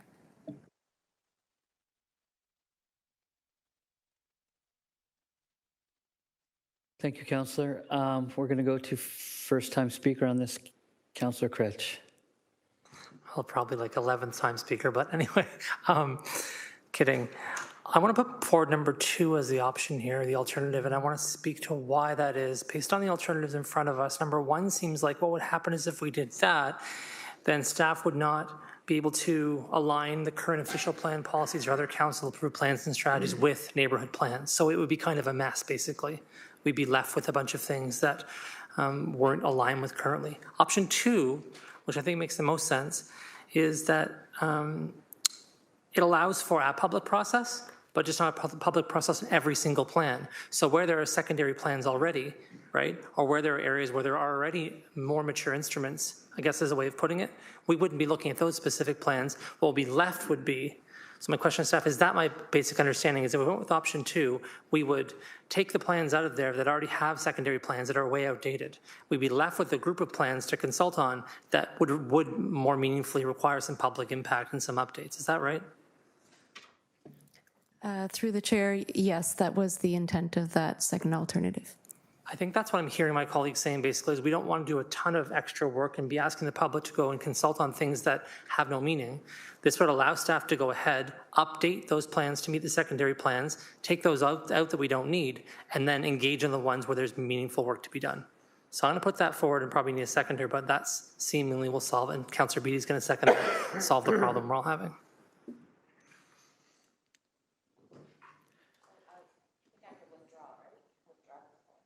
We're going to go to Councillor Clark first, and then we'll come to you. Councillor Clark, thank you for your patience. You're up now. My pleasure, Chair. So procedurally, I'll be speaking to the amendment now, and I agree with Councillor Cretch's observations. I can speak specifically to Ward 9. Our ward is predominantly planned through secondary planning processes. So what that means is every neighborhood that we have, every development that has been approved over the years went through a secondary planning process, which had broad public consultation on that secondary planning process. The neighborhood plans introduces something that is a bit confusing to people because it is not a statutorily required process. And I think if we're reviewing secondary plans, we can provide statutorial prescribed processes that really become a part of the official plan. I'm still a little bit confused on even the concept of a neighborhood plan, given that it really does not have any authority in law. And so I think what Councillor Cretch is proposing is the middle ground. And as for the concern from staff that it would circumvent fulsome public engagement, I would suggest that we're not at the point where you want to have that fulsome public engagement. We may be after we have this review done, but I don't think going out to the public to engage them, I think that is going to confuse many members of the public as to what a neighborhood plan is and why are we doing it if we already have secondary plans in my community. And given that the province has changed the rules with regards to applications that are coming forward and whether or not they comply with the neighborhood character, it kind of seems like the neighborhood plans have been thrown out the window by the government of Ontario. So those are my thoughts. I think item 2 would make sense, and I would support that at council. Thank you. Thank you, Councillor Clark. We're going to go to Councillor Wang for some procedural messaging. I think that since I was the person that put it on the floor, so I think I will withdraw my my motion, Okay, whatever. consider it withdrawn. Councillor Kretz, you have anything to put forward?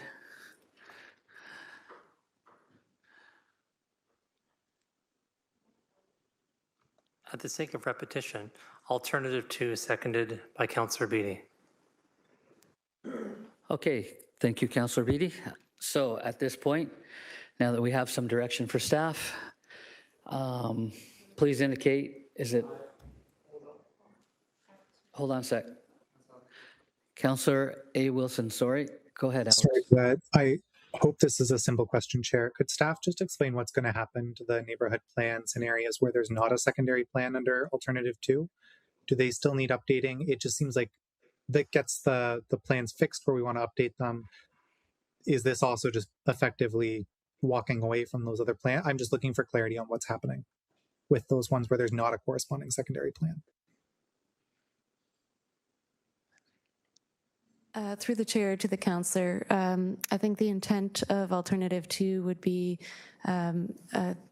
immediate repeal of all the plans that are within secondary plan areas, but then the continuation with this engagement plan for any of the remaining neighborhood plans. Excuse me. Thank you. That wasn't clear to me whether the engagement continued or not, so that I appreciate that being clarified.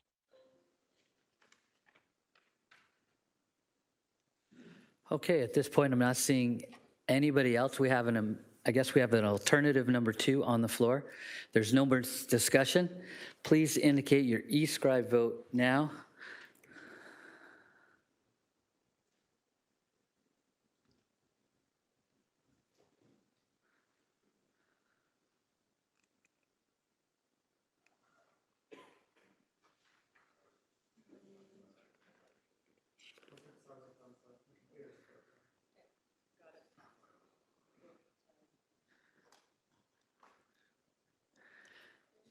That's great, 12-0. Thank you. Thank you to Councillor Beatty for his pausing the momentum of the meeting to have sober second thoughts.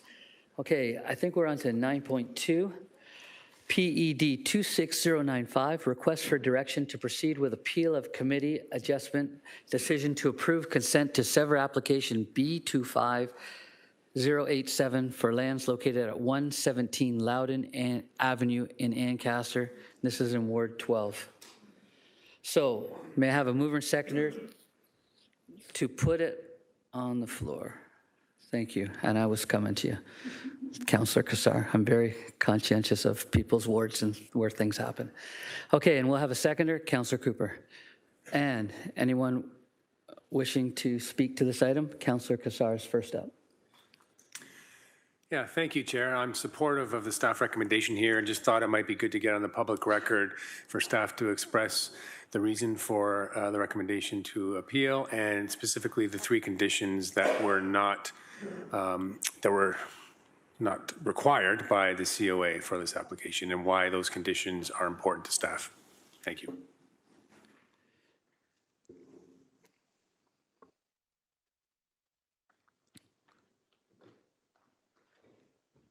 Staff is gathering as you wait at home with bated breath for the answers. Here we go. Through the Thank you. chair. Identify yourself and share your information. I was going to say, through the chair, that's the quickest I've done stairs in a long time.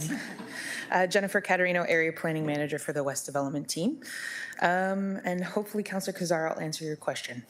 The reason for the appeal is the lands have recently been zoned R2 in Ancaster through the low-density residential work that has happened. They were previously zoned in the ER zone. Sorry, the stairs got to me.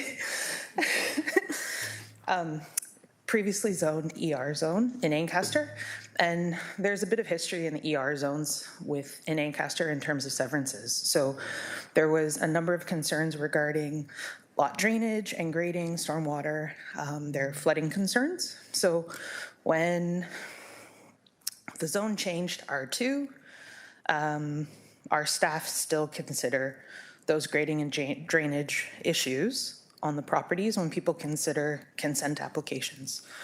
So in this instance, development engineering staff requested that the conditions that we previously would have requested when a consent application happened in this part of Ancaster be applied.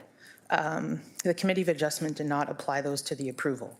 So it's important for us as staff to ensure that the grading and drainage can be accommodated for the new house. So we think it's imperative that we proceed to address those concerns and to ensure that the applicant will provide development engineering with the necessary studies to ensure that drainage can happen on the site. Okay, thank you. Councillor Cooper. Thank you, Chair. Just following up, do we know what the rationale was from the Committee of Adjustment? Through the chair, I can't speak for the committee. I can just speak to the flavor of the meeting. Okay. And so the conversation that sort of happened. The applicant requested that the conditions be removed. They did note that through the building permit process, a grading plan is typically required when you get a building permit. And I believe the Committee of Adjustment thought that that was adequate in order to proceed. So I think that's where they landed. Okay. Okay. Thank you. Thank you, Chair. No more questions? Not seeing any more questions? I guess the mover and the second to approve the recommendations, Councillor Cassar and Councillor Cooper. Please indicate your e-scribe vote now.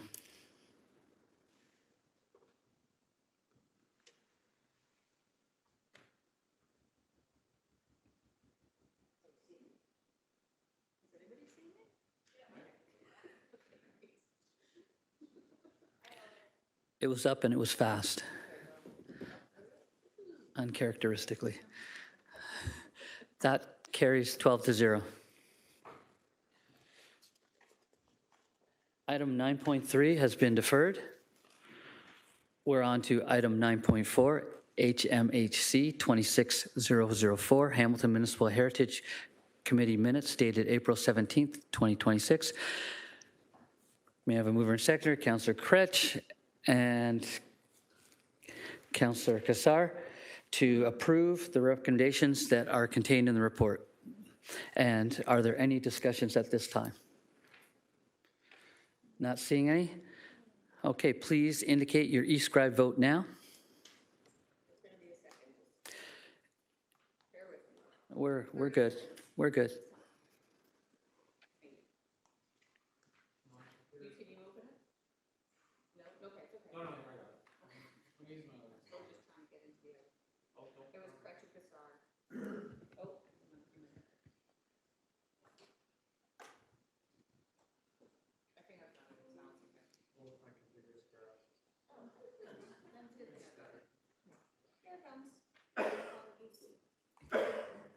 That one moved rather fast, so no apologies necessary. I'm still waiting. It is up now.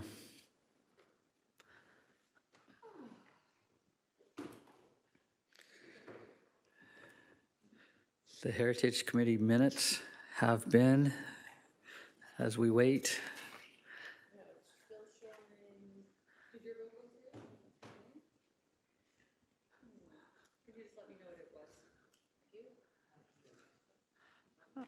I'm going to say he's going to make.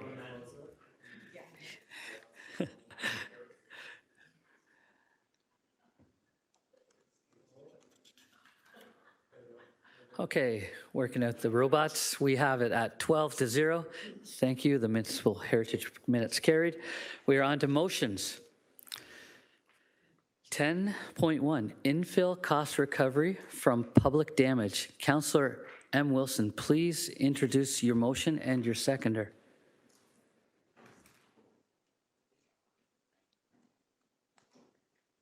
Oh, I'm sorry. It's not up here. Hold on a sec. Thank you. No, thank you, and I forgot to confer with the chair.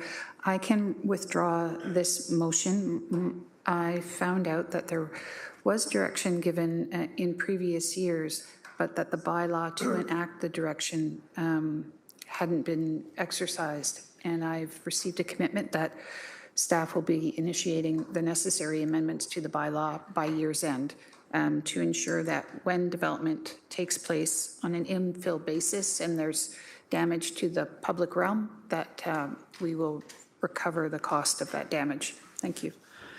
Much appreciated. Thank you, Councillor. So we'll move on to notices of motion.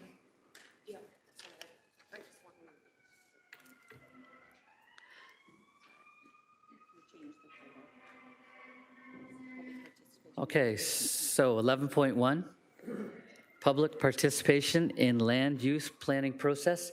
Councillor Nan, please introduce your notice of motion. Land use planning processes. It's moved by myself and seconded by Councillor Crutch, and I am seeking to waive or suspend the rules so that we can address the motion today. And I will be seeking, if my colleagues permit me to suspend the rules and bring this motion forward today, to defer the motion till after in camera. Okay, and your seconder? Okay, for sure. So it's Councillor Crutch as the seconder. We're going to ask for a vote on suspending the rules in order to allow the introduction of the motion at today's meeting. Please indicate your e-scribe vote now. I'm sorry, I can't hear you. Oh, reason for? Emerging, it's an emerging issue, and I'll get into the details in camera. From Councillor Crutch. And now we will indicate our e-scribe vote when it comes up. Vote is up.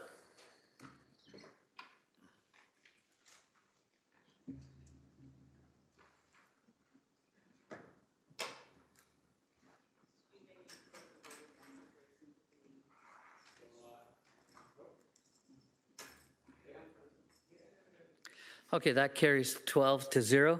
I guess you're going to introduce it now, or? I can. Okay, and then we'll defer to after introduce it close. now and then defer it to after Perfect. closed. So Thank you. whereas meaningful public participation and engagement are fundamental principles of good planning, transparent governance, and accountable decision-making, and whereas land use planning decisions made under the Planning Act can have lasting impacts on neighborhood character, housing, infrastructure, and quality of life. And whereas the City of Hamilton's official plan recognizes public engagement as an essential component of an effective and inclusive planning process, and whereas public confidence in the planning process is strengthened when residents understand their rights, opportunities to participate, and how their input is considered, therefore be it resolved that staff be directed to report back to Planning Committee with A, an overview of the importance of public participation and engagement throughout the planning process, and how public input is received, documented, and considered in decision-making, including before the Committee of Adjustment and Ontario Land Tribunal. B, that opportunities available for public involvement at various stages of planning applications, including but not limited to the official plan amendments, zoning bylaw amendments, site plan control applications, and Committee of Adjustment matters. And C, the course of action the public would have should an applicant interfere with the public's ability to participate in these planning processes. Thank you. At this time, I think I don't know if we're going to go into discussion now or just go to the close for that. Okay, thank you so much. Councillor Clark has his hand up. Okay, Councillor Clark.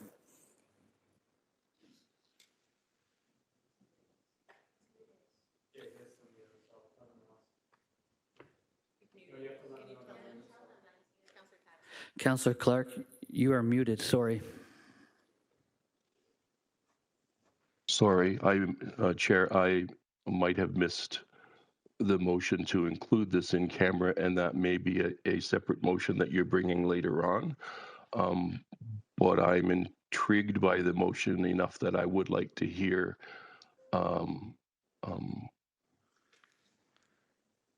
the challenges that are being described put to our lawyers in camera. Okay, so I'm assuming you're supportive of us going in camera at this time, or like Yes. at the appropriate time to hear it, correct? Yes, I just wanted to make sure that it was included in the in camera, that's all. It is. Thank you, sir. Thank you. At this time,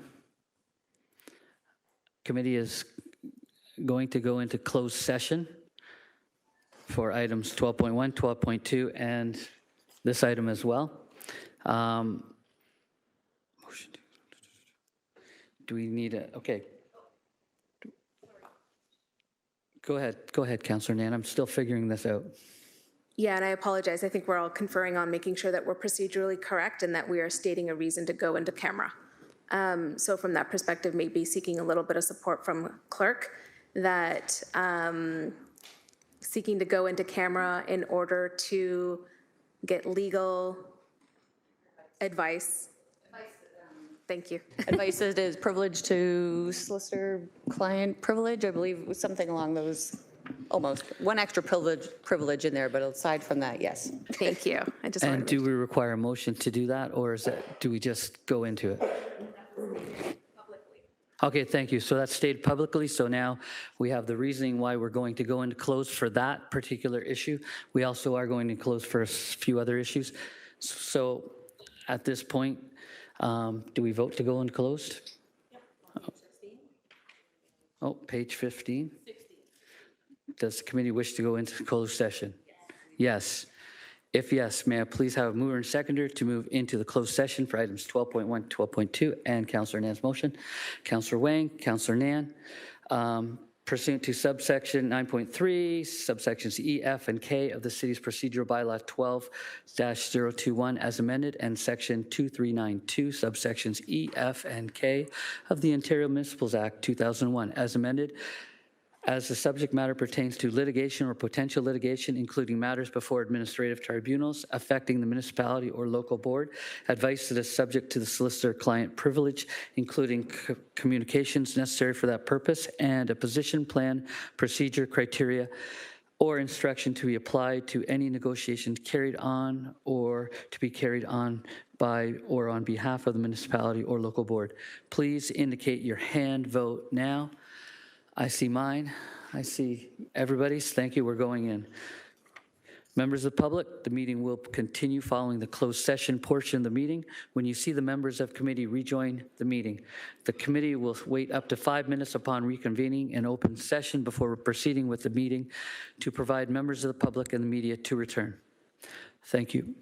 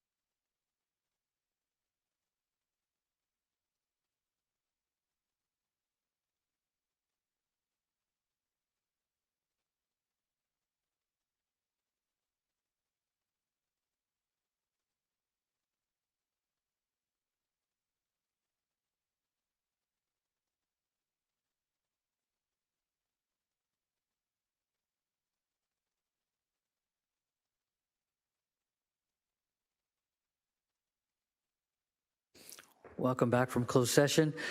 12.1, appeal to the Ontario Land Tribunal of Urban Hamilton Official Plan Amendment number 232 and Rural Hamilton Official Plan number 44, framework for processing and evaluating urban boundary expansion applications citywide. May I please have mover and seconder to approve that the directions provided to staff in closed session respecting report LS 26003 be approved. B, that closed session recommendations of confidential report LS 26003 remain confidential until made public as the city's position before the Ontario Land Tribunal. And C, that the balance of the report LS 26003 remain confidential. Councillor Wang, Councillor Cassar, let's indicate with our e-scribe vote now.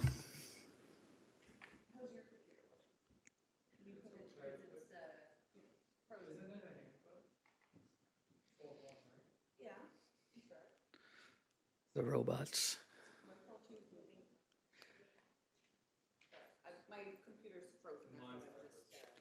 So we're indicating our e-scribe vote now for 12.1.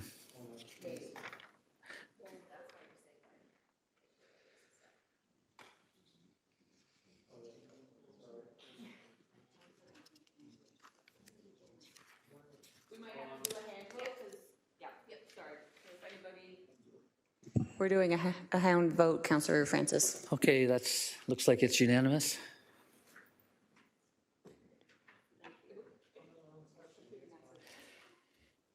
Okay, 12.2, LS 24020, appeal to the Ontario Land Tribunal for lands located at 9285, 9445, 9511, 9625, and 9751 20 Road West and 555 Lancaster Road. Glenbrook for lack of decision on Urban Hamilton Official Plan Amendment applications and okay, so UHOPA 20018, UHOPA 20019, and UHOPA 20020 in Ward 11. May I please have a mover and seconder to approve that? Councillor Wang, going to go to Councillor Pauls. And we're going to basically, please indicate your hand vote with a hand vote right now. Thank you. And that's carried. I'm going to page 15. This is a motion that came forward today. 11.1, public participation in land use planning process. May I have the movers, Councillor Nan, seconder will be Councillor Kretsch. Please indicate your e-scribe vote now.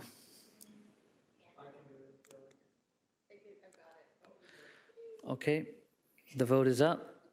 All those in support say yes. In a disagreement, say no. Submit it.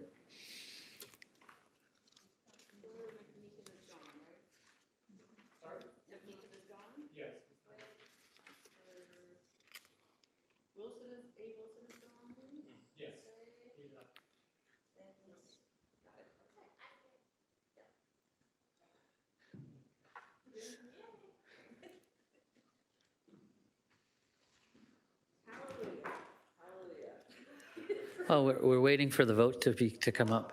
That's